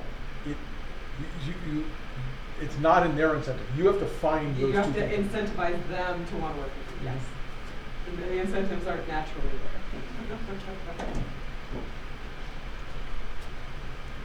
But if you help them get the funding, so if you start looking for funding opportunities where your advisor and I them- already got them a funding avenue, which is probably why they're already amenable Mhm. to this. Otherwise, they might not be as forthcoming. But if you can find, if you can find the next one where Fair. your research and that can be like, that's what you want to do, right? Right now, I'm trying to document the research that I did for them, but we're having issues at the IRB level because the university is dragging their feet. Like, the range is complete, we have an entire way to do data and people who want to sit for IRB. But then the IRB, it's like, we don't understand what you're doing because it's cybersecurity human factors research, which we've never seen before. So it's like, they're dragging their feet. This is like the third month in a row. Have you gone to the IRB meeting? This is through Nebraska, so Oh, totally different. gotcha. Yep. context. Although, UCCS seems to be kind of easy. they're quite reasonable, Yeah. So I've had much better. Yeah, But- University of Nebraska goes through, they have like a full research medical center, so we have to go through UNMC's IRB Nice. process, Nice. which Yeah. is why it's been so. Although tedious. surprisingly, because we've also done stuff with NHS and my previous university, I did stuff with medical schools. It was actually much easier to get through the medical schools IRBs. I wish I had the same experience. But by basically explaining to them, it's like, here is our IRB process, right? Here are the risks to the humans. If you start with like, here's what can happen, right? Right? Well, Confidentiality. well, no. Sudden instant death. We start with things that's like, right, they can trip getting in or out of the chair, right? At a certain level, It gets ridiculous. It's like, Ad what are you nauseam. talking about? It's like, well, that's actually probably a greater risk, right? They could be like get hurt walking into the building than any of the physical harm that can come during our experiment, right? And then what's the other thing? It's like the most common risk is they know they were in our experiment, right? That's actually the biggest risk. So we do lots of stuff where we try and get out of like, no, this is exempt, right? So you can't. I've been in. It's helpful to be exempt. The problem for us seems to be like they're not familiar with cybersecurity research. So we're coming up along issues like, why aren't you including pregnant women in your study? Well, that doesn't actually affect pregnant women at all, so why would we have them in our study? They're like, but you need to include this. No, we don't. That's weird. So It's a different system. The and include I can't say actually that they're out of the bad. inclusion criterion is one that we did face problems with in medical schools, and so the answer is like so. Part of it is our study does not consider the impact of this, right? It doesn't, Right? yeah. So But if you call it out, then if you should be didn't okay. say that up front, so Yeah. these people, that's why like they're pedantic. Mhm. You just say, here's all the things. Like we don't do this, we don't do that, we don't do this. Like here are the risks of the chairs. Like to us, it was like it's like stupid, but they're like, what's the most significant physical risk? It's like falling down. I don't know. Eye strain. Right? You come up with one or Eye two things. strain. That was another one we used. It's like yes, because they have to look at the computer for an hour. They could get carpal tunnel for the half an hour of use or eye strain. And so you have to look at the IRB as really simple. The goal of the IRB is to cover their behinds, right? So Right. if you don't make it easy for them, they're not going to. So anytime they can invent a risk, like oh no, it's not covered. It's like because it's not slowing them down to make you wait another month. That's true. No, that's true. So, and the other is, Keith's comment is right. If you can actually attend even by video, you'd be surprised when they start to understand what's going on because they're like, I'm reading this paper, I know what's going on. They ask you questions, they might actually feel a whole lot more comfortable. It's like, yes, you really do know what's going on, you just don't know how to do the IRB paperwork, but we'll help you through that, as opposed to, we think you're trying to get around something, right? It's much easier to explain that you're an idiot and you don't understand their process, and if they could please help you. Oh, we've been on the phone with them, their coordinators, so it's like they know they're just Oh, you're inept. You're doing good. Like I can't control their ineptness. So is there a reason you're not at least expedited as opposed to? Oh, it's expedited. It's just they're still 3 months is expedited, okay. Yeah. Because then you don't have to go to the, well then you're not tied to the committee meetings to get stuff done. But. Well, yeah, we're like I think this is our third review. Like, so we keep going through cycles of review, and instead of being like, hey, you guys are dumb and filling out the IRB paperwork, they're like, here is a formal letter with all of your mistakes. Mhm. Good luck fixing them, we're not gonna tell you how. Yes, it's been fun. If it makes you feel better, check me over and you get something completely approved. Don't tell me that. The IRB only took about, one or two tries. It was Okay. everything after IRB then.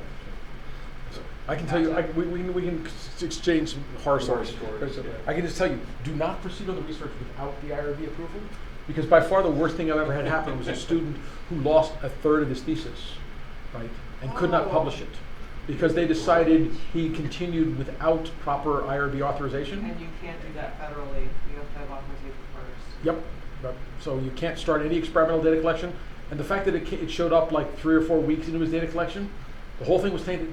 Throw it all away. Right? Go start that part of your research over again. Because especially when you have a medical school involved, they don't mess around, right? It's like, Right. yeah, it's like, what's the harm here? It's like, they decide we violated that, right? All of our federal other medical grants, right? Yeah. research Right. is a risk, yeah. No, I get it. Okay, so now on to the fourth pass of your reading. This is the creative read. This is both, for me, the most fun, and for many students, the most difficult. And maybe it's just because of who they are, but reading critically for most people comes out to be pretty easy. I want to poke fun at people, I want to find flaws, and maybe that's not you. If you're the upbeat, positive person, this will be easier for you. But reading creatively involves sort of creative thinking, right? So we already started with the most important question. What is the novelty of this paper, right? That's sort of creative, but they probably already told you that. The real question is, what new directions does this paper open up for me? Right? What can I do with this paper I could not do beforehand? And that's a important direction. So what are the good ideas of the papers? Do they have other extensions or applications the authors might not have thought of? That can be generalized further. As you found the critical limitations of a paper, they often suggest ways they could be generalized and made better. But sometimes it's like, oh look, they applied this to intrusion detection on a vehicle network. Can I apply that to intrusion detection on my IoT things? Right? Whatever the range is, right? So are there extensions you could be looking at? I will give you a word of caution. Don't presume the authors have not asked themselves this question, right? That you're the first one to say, oh, I could apply it over here. The authors might have thought about that too, but they might not. So how might there be something that the authors have thought of that they aren't going to follow up on? It's not an area of their interest. It's not an area that's in their interest, so that's a possibility. There's actually a telltale sign for many papers, which is it's not in the paper itself, you have to do a little bit of digging. But what do you think happens to the person who's just finished their PhD? What is the chance they actually follow through on the work they just did? Probably about -3%. Yeah, so not very often does someone who's graduating follow that work directly. And oddly enough, in their lab, the advisor probably doesn't have another student lined up to jump on that right away. They often have so you can sort of get a feel, so like, especially if you get to talk to people at conference, but even if they just publish the paper, if this is their final dissertation work, it's often a sign that, although they said every dissertation has, and lots of papers will have at the end, like future work, right? A paper that tells you future work gives you some ideas. Oddly enough, the ones that are future work are ones either they're not going to work on or they've already finished. Those are the two categories. Usually, yeah. So, and sort of mixed. So, could their ideas be combined with other approaches, combined with your work? This, to me, is where the real work of creative reads come in. Not what is the obvious new application of their work. What is the extension of the work? Those are things that their work alone tells you, here's an application, here's an extension. You don't have to do anything else. But what could you combine it with? Because there's literally thousands of things it can be combined with. The authors may not have thought, I'm going to combine that with that. But the most important one is, what in my work could I use their ideas from? And the less obvious those ideas are, and this is a place where it's good to spend a little bit of time. So this is why the read is so hard. Is it's not, you read the paper and it jumps out at you. This is literally spending 15, 20 minutes thinking about, what can I do with that? And brainstorming ideas, looking at what are the subparts of your problem that can be combined with, right? The more obvious it is, the less valuable it is for you to discover it. The more you have to work at it, the more likely anyone is to have to work at it, then the less likely anyone's doing it, so it'll become more publishable for you. So coming up with interesting ways of doing that. So, all if there were assumptions, if other assumptions were made that could approve the approach, right? Could you ensure those assumptions were true for some problem? This comes back to the limitations, right? So if you found they made these assumptions, could I make those assumptions be true in my problem in some way? Right. So if they assume that there was a maximum latency between communications, well, is there a way I can ensure a maximum latency between communications by the way my protocol is designed, right? Or something similar to those kinds of assumptions. Are there improvements that might make important practical differences? And depending on where you're looking at, this may or may not be a big deal. But if they said, well, we're going to put these things in order and sort them, right? And the algorithm sorts, right, on a regular basis. But really all they ever need is the top 2 or 3 items. There are algorithms that will get you the k largest items in much faster time than sorting. Right? On average, with quicksort, maybe not a huge difference, but for some things, there might be other differences. Right? If they're literally using things in such a way that a cache could improve performance. It might not seem huge, but if you can get a 10% improvement in performance, would that be publishable in your space? One of the questions you want to ask yourself.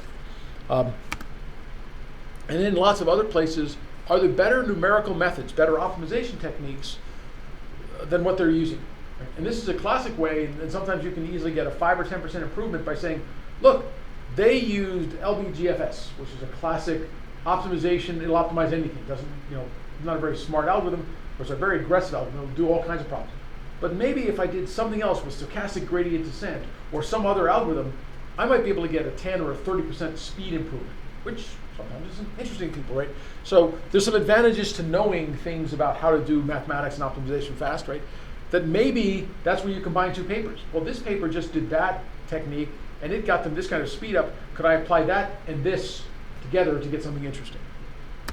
And then ask yourself, if you were going to start doing research from this paper, what would be the next thing you do? What's the next obvious thing to do? Put these together and start working towards them.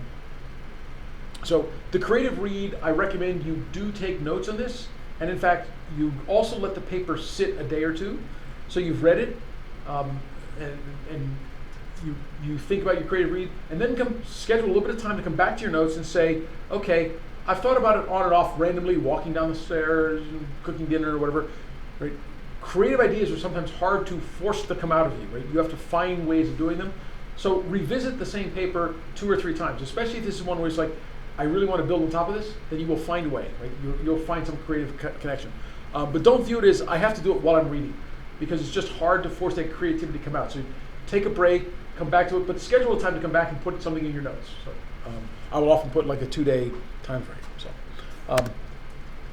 So your assignment due next week. So I want you to choose a top journal, and all of this is in the assignment post online. Choose a journal or conference with at least, I should actually say 50 papers, but 45 papers is what I wrote there, but you're gonna have to browse at least 50, in one 2018 or 2019 issue. So I don't want you to choose like 15 issues to make this work, but if you have to use 3 or 4, that's okay, but we want it to be a big enough set of issues. I want you to browse through those papers in order as they appear in that venue. I don't want you to search for keywords, but you can search using keywords to find what's a journal I like, what's a subsection. But once you find it, the conference or the journal, I want you to start, if it's got 700 papers, right, you don't have to start paper 1. You can start anywhere you want in the middle, but then I want you to do 50 consecutive papers in order. Time yourself on each one. Aim for no more than 2 minutes. I'll actually recommend you aim for between 1 minute and 2. So I want you to actually sort of have a timer. Your phones, you all have phones, right? Phones have good timers. You can start one, start scanning. Stop one when you think you're done, then look at your time. I did it in 12 seconds. No, too fast. As you're going through them. Again, don't use is it relevant as your browse criterion, right? You're looking for a deeper read than decide the title or abstract doesn't seem relevant to me. There might be a tool inside, an algorithm, a technique for the experiment, something you'll get out of it. So try and keep it between 1 minute or 2. After you've done that, you're going to scan at least 8 papers. You can do more if you want. And you're going to write the same sort of 2 or 3 sentence summary you had last time. And then you're going to critically and creatively read the best 2 or 3 out of that. And 2 or 3 will depend a little bit on how long it takes you and how much you want to dig into it. You're going to upload your notes as a LaTeX document with timing as a note in your BibTeX. in your journal you discuss your process and you're learning about the process. I do not want a discussion of the papers. You took notes on them, those notes will be in BibTeX. And this, by the way, is a classic technique. You can use BibTeX in a note section where you can put your notes about the paper. Right? I like to do this because then you keep your notes with the BibTeX entry. Later on, it's like, so in part of this, of course, on my fragmented memory, I can't remember what paper it was. Like, what was the name of the author? What was the name of the paper? I have no idea. But I'll remember what I remembered about the paper, right? So I can search my notes for my keywords, like, oh, that's the reference I need.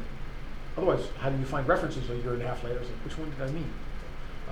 So there's a field in LaTeX called note, equal, and you can put whatever you want inside that note. And then there's a bib style, something like annote, A-N-N-O-T-E, I think something like that, that will print out your annotated bibliography with all your notes in it. So that you're going to use some of that parts of it. The critically and creativity, again, take that time, make some notes, and then come back to the paper a day or two later, see if you can find some way to work that paper in. Any questions on next week's journal assignment? Do you have a sample where you did a note in BibTeX? I can Google for one. Okay, I'll do that. Yeah, I mean, if you just Google for putting notes in your BibTeX file, I mean, I know it's note equal or whatever. The hard part is not putting the notes in; it's getting back out. Getting them out. Right. Yeah, So yeah. and I think it's Annote that does that. 2 questions. This is due Saturday, yes? Yes. It said you wanted 3 sections. Do you want it in the IEEE format still, or do you want it just like an article format? Whatever format. So last week was about forcing you to get some stuff done. So like I forced you to go through stuff. Whatever for this week. I'm not focusing on LaTeX this week, except for the bib annotation bibliography. Nothing else is special for what I want on BibTeX. Okay. This is more about your process, your timing, and you're going through the reading of the papers. And we get like you just want the LaTeX files. Actually, I just want the PDF right there. So, Okay. we'll get to. I'm not going to do. Although I'll do some Git stuff in class today, I'm not going to make the Git and the whole. Eventually, right? I want everything tied so that I can see everything in Git, so I can just wander around through it. But I'm not going to do that now because it's. I wasn't sure how many people had enough experience, so I don't want to push on 2 things. More important, you get into the research. We'll get to Git. So does the Spotify address has to be in the same year? So if you can't find, if you're not sure, just send me an email. I'll say yes or no to a particular topic, right? But if you keep finding things where there's like only 10 papers in an issue, right? Then in order doesn't have much meaning because you're going to be reading like 5 issues or whatever, right? So if you can't find a big enough group, I would actually recommend go find something where there's a lot more collected papers. In part because if there's a lot of papers, then there's a lot more content what's going on. If you're reading something that only has 10 papers, they're probably much longer papers, and it's going to be a lot harder for you to scan them efficiently. But it's up to you. But I don't want you to say, oh, I got 1 paper from here and 1 paper from here. It's like start at some point in space-time and go in order of space-time. That's what browsing normally does.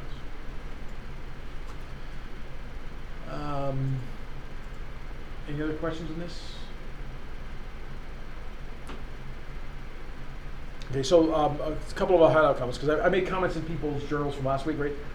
I will come back to commenting about summaries and trying to tell a story and connecting stuff. I generally didn't take off points for people for the writing. I just gave you feedback and comments. For this week, at this point, your notes are not supposed to be coherent structures. There's no grading on grammar, spelling, words, sentences, right? It's like your ideas, however you want to take notes. I'm not going to chastise you unless you choose not to take notes. And then I will tell you that you can't scale if you don't take any notes because you just can't remember enough, even with a good memory. So don't worry about your papers being connected or whatever. Even I made that comment last week. Don't take that comment as something you have to fix this week. Last week I made some comments about writing that I realized might be taken out of context. So now I'm going to skip to.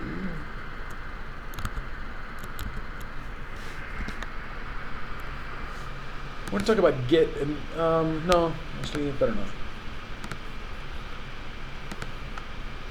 I'm going to talk about sources and venues, right? And then we'll come back to Git, because this might actually affect what you choose. Did I talk about metrics index and stuff in Google last week or last? Like looking at the H index of a venue. Okay, I thought I did, but I forgot to go back and check. You talked about site and cited. Site and cited. Yeah, but looking at index. the H index of a venue versus a paper. Did I talk about that? I thought you talked about the H index is All right, I'll just make sure. I'll make sure I cover enough of it today. So, so let me just.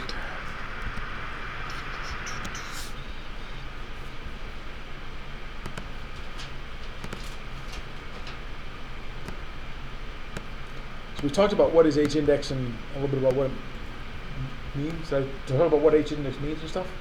Maybe I did. But. Okay, so if I go into Google Scholar, if I go up here to the triple bars, right, where you get to your settings and advanced search, there's a item here that says metrics. So if I go into metrics, there are two things. I can go into categories, computer science, and then there are subcategories for things like computer security and cryptography, data and analytics, and then like food science, right? They're all over the place. Or engineering and computer science. So I can go in and I can choose like cryptography. Right? This will give me a bunch of the better places for computer security and cryptography. So this is based on H-index, ACM Computer Symposium on Computer Networks and Security, Usenix, transactions on TIFFs, S&P. So these are different places. So this list might be useful if you're trying to find like what's a good place for me to go look for something in your field. Go under categories and choose, right, a category that seems relevant, and then look at the top things in that field. Right? So this is useful because not all of these actually have the word security in their title. So for example, International Cryptology Conference, right? Now it's got crypto in its title, but not security, right? And Security Symposium doesn't have crypto in its title, but there are crypto papers there, right? So this will give you a broader thing than just using a few keywords. I can go over here and search for any particular venue. So coming back to like how good is a paper. So if I went in here and I just typed in, actually let's just do this for fun. International.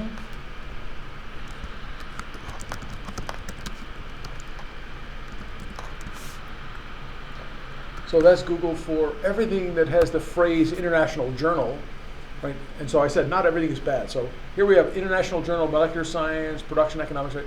Lots of these are all pretty good journals. But if I go up here and I know I add in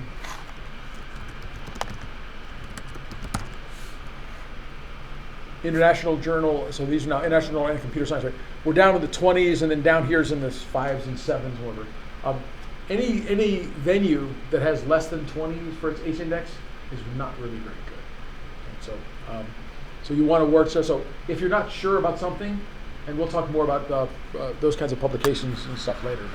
But so this will help you choose a venue, and then so if you have, once I go back, let's go back to this. Let's say I was interested in IEEE Symposium. So if you do anything for IEEE publishes the conferences and the journals in such a way that you can just go get, like, here's the table of contents and read them in order. So does ACM. Pretty sure Usenix does. I don't know about some of the other ones that are on this list. But most conferences will have, here is a table of contents of our proceedings, and then you can just read them in that order. Again, if you're on campus or you connect through the VPN, you can get to anything that's in our library for free. If you do it from home, through the VPN, you'll be fine. And we have access to anything in ACM, Usenix, IEEE, any of those kinds of things. It's fine for me so conferences or journals, but especially conferences, will have sessions where they have a whole bunch of related papers. So if you're particularly interested in network performance, you can pull up NCC and then you can go into their conference and you can say, okay, here's the section that starts with network performance. That's what's most interesting. You can start browsing those papers, right? And then, okay, maybe there's only 30 of those, you got to get to 50, you just keep going after that, right? So you can sort of focus a little bit on topic, but that's the way you might read those conference proceedings anyhow. Any questions on that?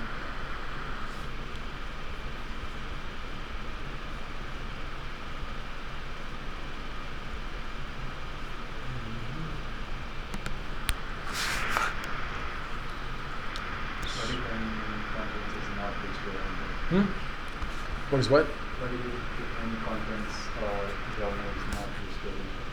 Okay, so in my experience, there are two categories. So the first is, what's the journal you're interested in? Do you have one in mind, or? I know about international conference.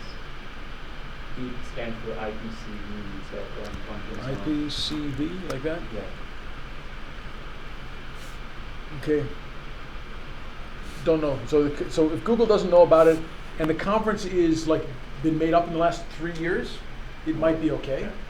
If the conference is older than 3 years and Google does not index it, it's a really bad sign. So really new things, Google takes a little bit of time to get adjusted into the system and what's going on. So sometimes it's also like they may not have the acronym. So what is IP? Inter-vehicle communication or something? What was it? International Conference on Computer Vision. I don't know what the E stands for. So I can guarantee you that if it's a computer vision conference and its name is IPCV, it's junk. So I know all the computer vision conferences. So. Try IEEE CVPR. Well, CVPR is at the top of this list. That's CVPR. right, CVPR. Right, yeah. Yeah. Yes, sir. Even WACV, which is a smaller conference, right? But these are the top. So this goes down to 30. So if you want to put in international. So sometimes, yeah, if you want to find stuff, you have to dig a little bit. So international conference, international computer vision. Like we're down to 12, and I still don't see your IPCV, but we can talk later. But there is no good conference whose initials are IPCV. That's fine. That's my area of space. So now, if it's a really new one, it's possible that I don't know about it, but not in that area, not much. And so we will talk about. Is that in today's lecture? I have a whole lecture where we'll talk about predatory publishing. Maybe it is today's. Maybe not. That's next week. So. But I'll come back and we'll talk a little about these guys, and then we'll. So how do we know what's a good venue? So why do we cite papers? So when we're citing papers, we're doing it for 2 reasons. Okay, we're going to relate our problem to prior work, right? So, but we also want to establish, and we want to add and establish what's the current state of the art, which is related our work to prior work. But there's another reason. We want to cite things to add credibility to our arguments and our story, right? If I, as a medium researcher, say something, that's not near as useful as a leading researcher saying the same thing, right?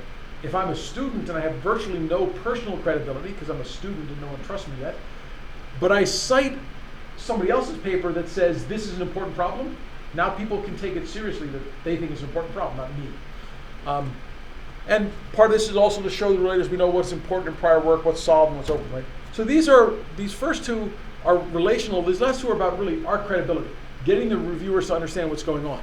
So, we talk about like why publish? Is that last week? Oh. So why do people publish? Right? Some people publish to go to exotic locations and fancy hotels. I will tell you, the more desirable location the conference is in, generally the lower the quality. Not one-to-one, but if it's in a really good location, question its quality. Right? If they're holding it in Arkansas, no one's going there because of its location, right? They're going there, might be a local company's driving it to come here, but people are going there because of what's at the conference, not where the conference is at. Okay, you're not publishing to impress your mom, family members, right? She may or may not be, but that's not where you're doing it. I guarantee you're not publishing to become rich and famous, at least not as an academic publisher. New York Times bestseller, maybe, but not for the kind of papers you're going to do. Now, you do want to graduate, right? So if you're on our PhD program, it is a requirement. You will publish in a good enough venue. You might also want to get a job. Lots of companies will care that if you're a PhD student that you publish sufficiently and good enough quality and good enough venues. You might also do this to satisfy research contract requirements, right? You have to publish what our work is going to do. To help others learn from your experience, this is more altruistic, right? I write sometimes papers, not because I don't need any jobs, right? I'm not going to graduate, right? But I might help somebody else. To grow the body of useful knowledge, right? This is really why scholars publish, right? We want to get stuff out there to help people and to grow what's going on. So you have to recognize what is a scholarly article. So they're not usually found in magazines at the dentist's office. They're generally peer-reviewed. That is, scholars read the articles and approve of them for publication, right? The peer review process is critical. It is not the only way to ensure quality. There are some places where it's just editors. Editors are kind of peer review, but maybe not peers, right? They're editors. but generally, a peer review means other people who are experts in that field have reviewed the paper and say it's ready for publication. Our papers tend to have things like summary, conclusion, determine the author's manual. We structure our papers to make them easier. They're not just a long string of text. They refer to other works in, through citations, adding in-depth knowledge of what's going to go on. So, some sources to help you develop what I will call your junk antenna. Right? You have to decide when paper is junk. If you find an article in a subscription database, something like IEEE Explorer, InfoTrack, Lexis, you'll know the article has been published in print. So that's one of the first questions. Is it actually a published article? If the article's been published in a reputable periodical online journal, you can assume it has some valid sources for its citations. Okay? But you have to be aware of what we are going to call junk or predatory publication. We used to call them just predatory, now we just call them junk. And there are plenty of places that if you want to pay, you can publish. Okay? And in some places, right, they don't distinguish. They just say you have to publish 3 or 4 journals. Right? Lots of job places are now cracking down on to the point where if you have published in a junk place, it is not ignored. It is held as a negative. Right? You are actively doing things to try and deceive the reviewers of your job applications. That's just bad, right? So you shouldn't be publishing things that are pretty much pay to publish. You want to publish something next week? There is a journal you can submit to today. You will have your decision in a week, and in 2 weeks it will be on their website. Right? And it is worth, you'll pay $1,000, and it is not worth it. In fact, it'll probably cost you when people figure out you've been publishing in those places. Because it's a sign you don't really understand what you're doing. Work specifically designed for the web needs strong check to separate them from their information from junk.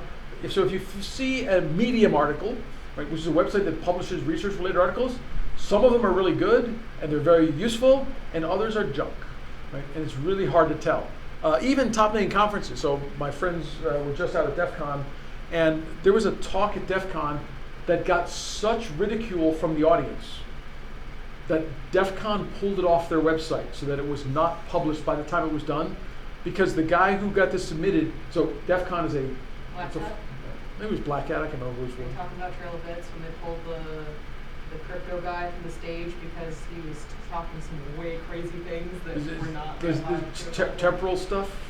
Yeah. Okay, that was that one. So okay, DEF CON, Black Hat to me, they're like They're pretty back to close, back same and some of week. this.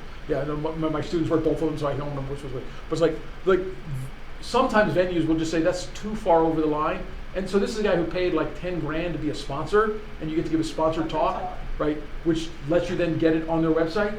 But in the end, they're like, no, this is just too embarrassing. This is just absolute complete garbage. There's plenty of other talks, and this is why it was such political. It's like, but there are other ones that are bad, but they didn't cross the line to the point where it was too embarrassing, right? Was it Temporal Bits? I'm curious. You can look it up, it's all over the internet. Temporal Bits, Black Hat, removed, whoever. So the talk is gone because they didn't want it. But the guy's pushing I'm to sure get that it's still alive on YouTube. Oh, there's I'm saying, yeah, there's no. also a bunch of articles about how they got pulled and how they're now suing UVM about, Yep. because basically they came on stage, they got their talk pulled, but because it's a business, now it looks bad on the business, now they're suing UVM because they pulled their talk. Yeah. They're saying, we paid for this, right? We have the right to have it up there. And they're like, actually, they're going to lose their suit because the contract says they have the right to review materials and whatever. So, They should have reviewed it before. well, so that's if there's any suit if there's any validity to their suit, it's a question of when the review had to have been done. But so it's things that can show up there, and so conferences have this weird fuzzy area in the middle, right? There's some that are rigorously reviewed, and others are like, well, hey, there are multiple conferences where the review process, including actually Black Hat and DEF CON, is an abstract. They never see the full paper or the presentation. They review them on a 1-page abstract and a 3-page resume. So very different process. So you want to be a little careful about bad papers. So IEEE Explorer, right? This is a big gorilla in the space of publishing. The fact that it shows up in IEEE Explorer does not mean it's not garbage.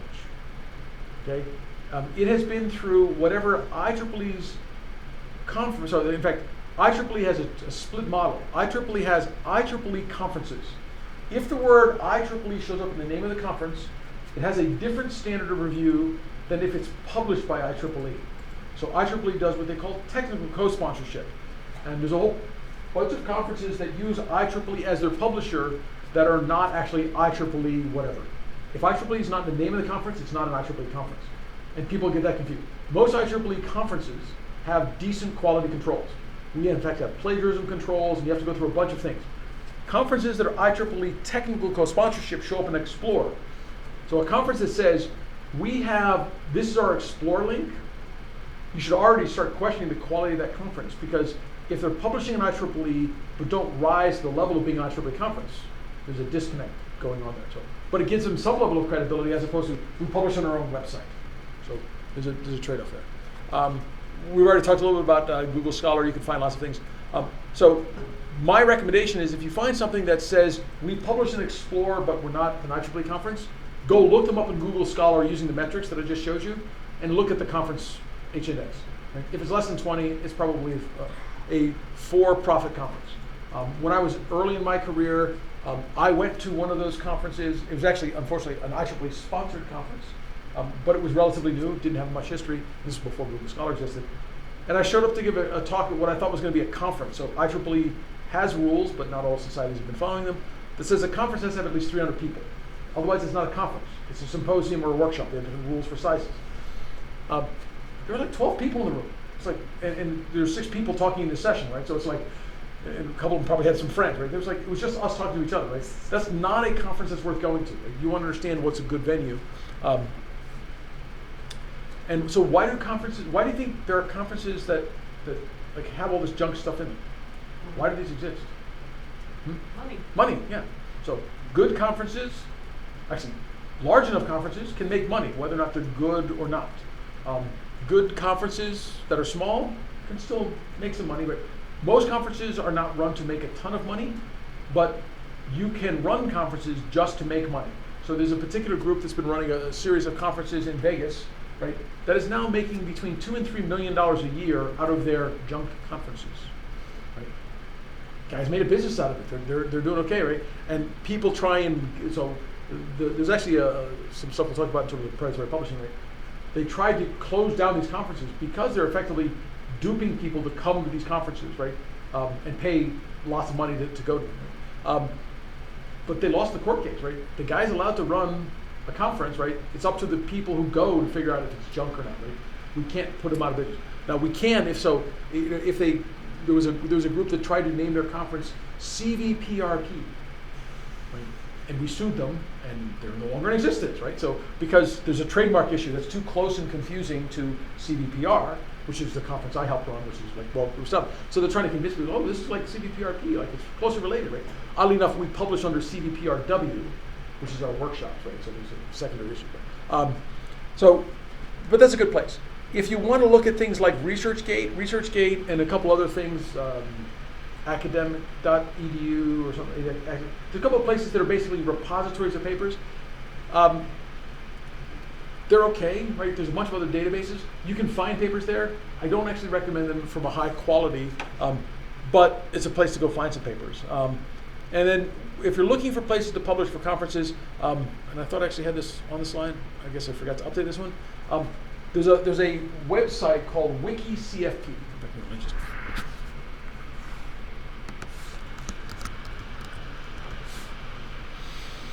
put it back up there. WikiCFP. This is a website where lots of calls for conferences and calls for special issues and journals show up on a regular basis. So if you're looking for like what's an available conference, first you can just Google your field and conferences are coming up, but WikiCFP has a pretty good calendar of what's coming up. So it's a place to go look for those. So one of the questions that students sometimes have is like, so I've talked a lot about like H-index and citations and whatever, why does that matter?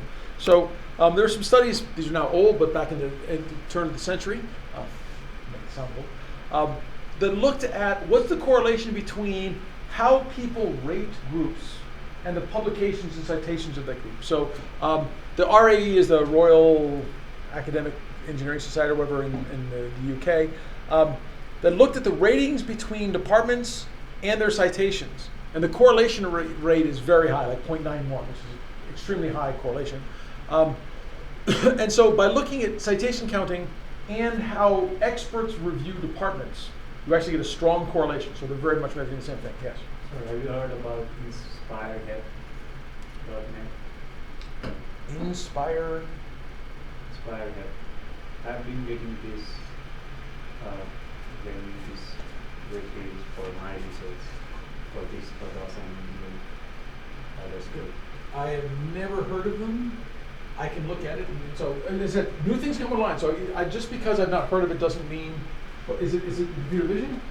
It's not income. Yeah, I can't tell you. So I can tell you everything in my field. Outside my field, I have to look stuff up. But so if they're a group and they're reasonable. So there's a secondary thing which I guess I didn't mention. So if you look at who's running it, so who's the general chair, who's the program chair for a conference, or who are the editors, you can get a feel for how good is this venue, right? Because if the people who are running it are well-established people and they're trying to break out and do something new, it's probably going to be pretty good. ICLR is a conference that is maybe 5 years old in network learning and stuff, right? But it was started by a bunch of very high-powered people, right? So it turned out to be a pretty good conference. Hard to tell. Although with one caveat, I have been on the editorial board of 3 predatory journals that I had no interaction with, right? They just put me on their website and say I'm one of their editors. So, and that's a common practice for them because people look at it, right? They don't know. They see my name there. They think it's pretty good, right? So, luckily, I get Google searches for things that show up with my name in them. It's like, hey, that's not me. You got to take it down. So anyhow, so getting people to rate departments is really hard. Getting people to say how good are things, right? But this kind of correlation study showed that the way experts were rating things and the way citations counts work are actually extremely highly correlated. So it's a good measure for how good is something. And there's been a couple other studies that are related to that. Now it's also not terribly surprising. How do people know what's going on in your department? Because you publish, right? And so your publication rate and whether it's publishing in good venues, whatever, it's directly tied to what is your reputation. So when you look at assessing the publication quality venue, you want to sort of get a feel for what's the amount of influence. How many readers are there? Or for a conference, how many people attend? And so in journals, we talk about things called the journal impact factor, or JIF. And for conferences, well, I'll talk about H indexes. So leading conferences, CS, by the way, is the only field that really is conference dominated. In biology, psychology, anything else, it's all journals. They have conferences, but the conferences are just a network. They don't pretend they publish at them. CS, because of our field's growth and the way it started, we are dominated by conferences. The best publications in our field for almost every sub-area of computer science is a conference, not a journal. In fact, the best CS publication of any kind is a conference. In fact, the top 5 CS publications of any kind are all What would you conferences. consider the best? Hmm? Which one would you consider the best? Well, personally, I consider CVPR. It has the highest H index, right? And we worked hard as a community to improve it, but it actually best depends on in what field, right? Exactly. But so the best thing in security is not CVPR. Right? We're not a security conference, right? So, but in almost every sub-area of computer science, the leading publication in terms of impact is a conference. There are two or three areas that are not, but. So you can look at the acceptance rates, and this is something lots of people used to do, and we were doing for a while, but we're changing. So selectivity rates, so conferences will often publish, this conference accepts 25% of its papers, or 35% of its papers, right? 75% of its papers. So what do you think about a conference that accepts 75% of its papers? Amy's laughing. Selective. It's not selective, but you're laughing. Why is it funny? It's almost everybody. Except almost everybody, right? So now it turns out there are conferences in computer science that accept 75% of the papers, or 85% of the papers. And what they're really trying to do is a slightly different goal, which is what lots of other fields do. Their goal is to be inclusive, to get lots of people to be able to come to the meeting, right? Lots of schools will only allow you or pay for you to go to a conference if the paper's accepted. So if you want to have a good networking event, you want lots of people to come. So you accept all of their papers. Now, there's nothing wrong with that. Just don't pretend that it's a measure of a good publication because you got into the conference that accepted 85% of it, right? It's like, to not get in there is embarrassment, but other than that, it's not much of a statement. But a number of places, including us, we're stop using selectivity ratings because lots of people have been lying. I was literally on a conference program committee, and the acceptance rate was like 85, 90%. And I don't know wrong with it. The goal is networking, right? We show up and they're publishing that their acceptance rate was 15%. It's like, no, you guys got that backwards. That's the rejection rate. They're like, well, yeah, but if we say that, no one will come. It's like, yeah, but you can't just lie about it. It's like, we're the program committee. We say this is our acceptance rate, right? Who's going to doubt us, right? So, can't be involved in that kind of thing. Like, I agree to be on it because they said their acceptance rate was 15%, so he was right. If it had been 85%, I would not have been associated with that, right? I'm no longer associated with it. But things like H-index, which we talked about last class, are a much better measure. Total citations for a department can be useful. But let's talk about what is a journal impact factor, because I did not have this in last week's stuff. So in a journal impact factor, it's generally a 2-year window. So if I take the papers that were published in 2015 and 2016, and let's say they published 158 articles, in 2017, by tracking generally the journal articles that were published by SSCI's Science Citation Index, you find all the citations from those back into 2015 and 2016, and now I take that ratio, and it gives me an impact factor of 1.5. That is, on average, each paper I published in the 2015-2016 received 1.5 citations. Okay, so that's a modest, not horrible, not great impact factor.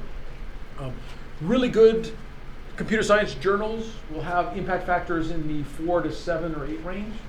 The best impact factors, things like science, are like 35 to 50, maybe 100. Right? So they're much harder. So GIF is a measure of relative currency. This is the important thing about it. It's only a 2-year window, which is part of its limitation. So if it takes a while for your paper to get on, to get traction, you won't see it in the journal impact factor. It's a gross average. Average articles in nano letters, which is a particular publication, it's 10.37, right? That's their journal impact factor. But the range is 0 to 319, right? And there are 14 papers, this was a couple years ago, there are 14 papers that had never been cited at all, right? So just because it's in a good venue doesn't mean it'll get lots of citations, right? And this kind of range, right, you can sort of see why the average is so bad, right? Because the average with one paper that's got 319, right, if there are let's say there were 319 papers published, right? The average is now 1 from one paper, right? Everyone else has got 0, right? So there's a lot of skewing going on. So it was never intended as a measure of the quality of an individual article or an author or a program or whatever. In fact, Thomson Scientific, the people who publish this, the official journal impact factors, don't. So last week we talked a little bit about the H-index. And so an H-index of 45 means a person or a department or a journal, or whatever you're measuring the unit of, has 45 articles that were cited at least 45 times. And this is much better than an average because one outlier doesn't make much of a difference. If you got one paper with 319 and the next paper has 3 and the next paper has 2, the H-index for that venue is 2, right? Because there's 2 that have at least 2 citations, right? There's 3 that have more than 2 citations, but that's it. So is it over a year? Or? So it actually depends. It's measured over some window of time. So the H5 index, which is what Google uses, is a 5-year window. You can do, and we'll come back. Well, actually, we'll get to that in a second. So there's lots of places you can calculate it from. Google Scholar and MS Scientific, which I didn't mention last class, but it's another place. The one problem with these, and this is part of why people argue against it, is they include self-citations, and because of that, it can be somewhat gamey. So if I go make 55 archive articles that cite my papers, I can push up my citation rates, okay? At least temporarily. When Google detects it, they may decide, so if Google decides you've gamed the system, they will delete a bunch of stuff. But it's tough. And because so both Google Scholar and not only do they include self-citations, they also include some fuzzy stuff like web pages, archive articles. So if I publish a list of papers that were published by my department, everyone in my department gets 1 citation in Google Scholar because of that. So Google Scholar also tries to remove certain kinds of those, but it's never very clear what exactly they're doing. So some critiques of the H-index. First, it rewards longevity, but doesn't really reward the least publishable or sheer quantity, right? Although quantity does matter. You can't have an H-index of 45 unless you publish at least 45 papers, because you can't get there. But old people like me get more because I have lots of papers I've been publishing for a long time. One of the bigger complaints, which is actually a little bit more meaningful, is that old work and new work are rewarded equally. So my papers from 1990 that are still being cited are counted in my H-index in one sense as much as papers from last year, right? Although one of them is not active work. So in terms of how active is somebody, it doesn't tell you. It doesn't, good or bad, it doesn't reward highly cited papers more. The fact that I have a paper with 400 citations doesn't matter. My H index is like 55, and so it's not around the boundary, which is either good or bad depending on how you look at it. I'll talk about some variants in a second. It's relatively insensitive to manipulation. There have been some demonstrated cases of manipulation. When Google detects them, they try and delete stuff, and they have some algorithms to look for it. But some of them took a long time for Google to detect. There's basically what was considered a cabal of people working together, right? So if I cite my own papers, it's really easier for Google to figure that out. But if I cite Keith's papers, Keith cites Amy, Amy cites Heather, right? And we make a little ring. Now it becomes much harder to figure out, is this fake, right? So there's definitely been some manipulation on that. But because the H index, right, I have to get N papers with N citations. It's really hard to push it very far. But in the beginning you can. So a couple of variants you will see in the literature. So the first is called the G index. And it has G papers that have received collectively across all of them G squared citations. So if I've got one paper with 1,000 citations, it can bring a whole bunch more papers up to make my G index a little bit better. But it's, if you believe that highly cited papers have more of an impact. In terms of academic reputation, the G index, it actually has some value because one superstar paper gets a department well known. Right? So people now know who you are because you published that one paper. So the M index is the H index divided by the number of the years researcher has published, which tries to normalize for longevity, but actually doesn't do a very good job of it because the H index is so much harder to increase by one, where you get older by one really easily, so it's an odd mix. The H index, which is actually the more commonly version of it, which is the H5 index, based on citations of the most recent 5 years. And there's actually two variants of this. Google Scholar uses an H5 index where you include any citation in the last 5 years to any paper the author's ever had. Okay, so my citation from a 1990s paper that occurred last year is still counted in my H5 index. But papers that were published more than 5 years ago don't get updated. Right? So this is why Google does it this way, in terms of what's in them. So so another variant of that counts only active papers in the last 5 years that have got cited. Right? So that's another way of looking at it. You cannot get that information out of Google, in part because Google's view is the data doesn't get updated fast enough. Google Scholar continues to evolve, and so there's talk of adding another measure for that. The other measure that Google Scholar has is what they call the I index. The IY index it's I10 in Google Scholar right now. The number of papers with at least Y citations. So how many papers do you have with, let's say it's I10, right? How many papers do you have with 10 or more citations? Saying that at least 10 means the paper is so much better. You can make it I50 or whatever. So, those are other measures. There's a lot of places that do publication indexing. So it's Google Scholar and Herzog's publisher Paris is a tool that runs through Google Scholar and computes some of the G metrics and things like that for you. There's a couple other things like SciFinder. Amazon has a search inside this book, and they actually maintain citations to books for their own stuff. The citation bridge for the U.S. Patent Office. These things were a lot more common, and I'm putting them up here, but pretty much anything you're going to find, except for Amazon's search inside the book, almost everything else you're going to find here, it's been rolled into Google Scholar, because they say, oh, that's a good idea, where Google will just wrap it in. So, a couple of other places that are worth mentioning. So CiteSeer is still around. It's been around. It went up and down in terms of its popularity. It ran into some copyright legal issues and got taken down for a little while. But CiteSeer is interesting. It maintains citations, a little bit like Google Scholar. But more importantly, it actually is a data repository. They go out and pull papers in, so papers are there. A little bit like ResearchGate, which again was also trying to go after something related. ScienceDirect does something similar. PsycInfo is similar, but it's just for psychology.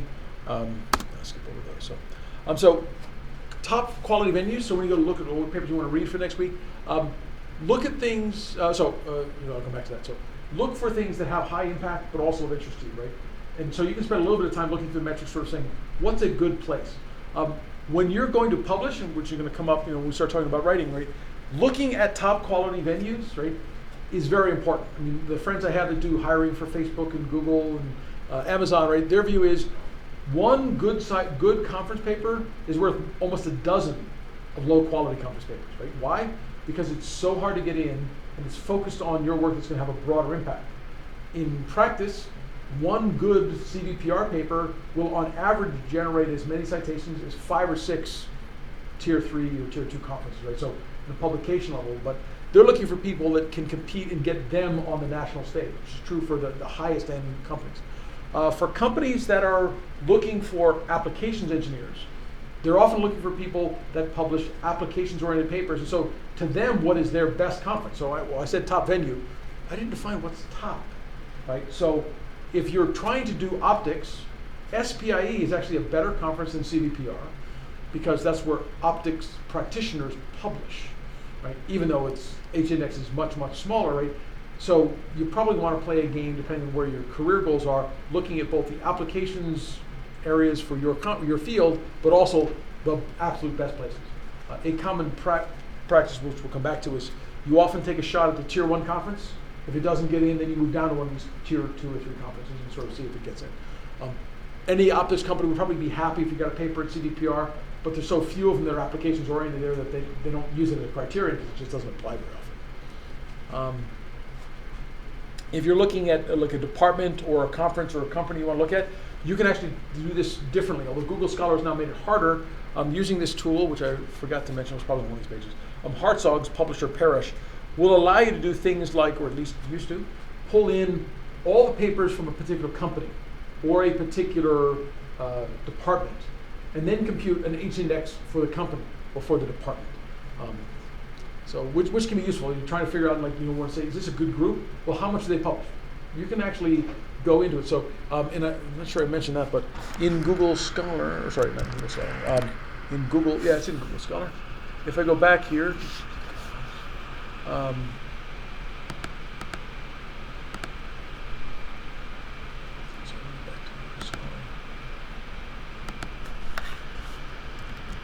so I'm just going to look up somebody who I know is in there. So I can go look at Bir Banu, a friend of mine at Riverside, right? So this link underneath here, it says, whatever. It is the name of an organization. So this is not quite an H-index for an organization, but this is going to show me the H5 index of the top people at the University of California at Riverside. And so this person's got 113,000, whatever is his H-index, right? And then this list goes on. So you can use this as another way of, at a rough feel, right? So if I went in and I searched for, I like to beat up on Apple. Oh no, I need data. So, it's Apple Inc. So this is sort of like, here are the people and their H5 indexes who are currently associated with Apple. Right?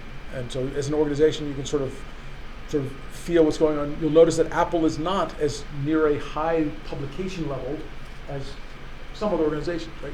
And you can do the same. So if you can guess the name of the organization, Samsung. Yeah, so different groups will have different things. So I'll go in. Oh, no. You told me here. So this is Samsung.com. So you can get a feel for companies as well. It's not as easy because of the way they get factored, but you can get a pretty good feel for that. You can't unfortunately do departments. You can do universities, but not by department. So mixed bag. National labs. What's a national lab you want to check? Look at the national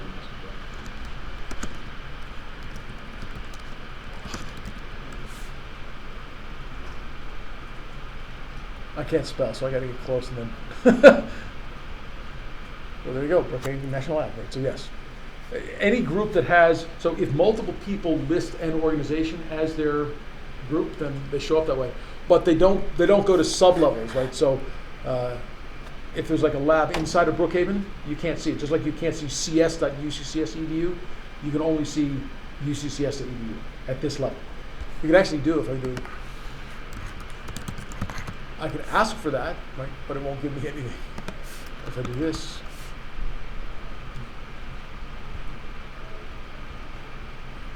You can play with people. Yes, that's me. This one is actually, so I guess this is something I'll mention, I didn't plan on it, but, so you do have to be a little careful when you look at people's Google Scholar pages, right? So I assume you know Cheng Ho? Yeah. Right, Yeah, so he's up there. I don't know how. well, so how is he up there, right? So how do you think he's up there? So I'll give you a hint. We'll just go look at it. So. He's in math class. Student. Okay, let's see.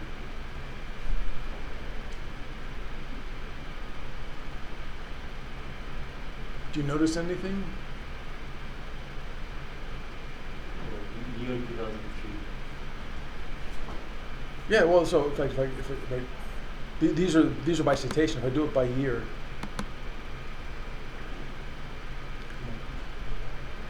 Go the other way.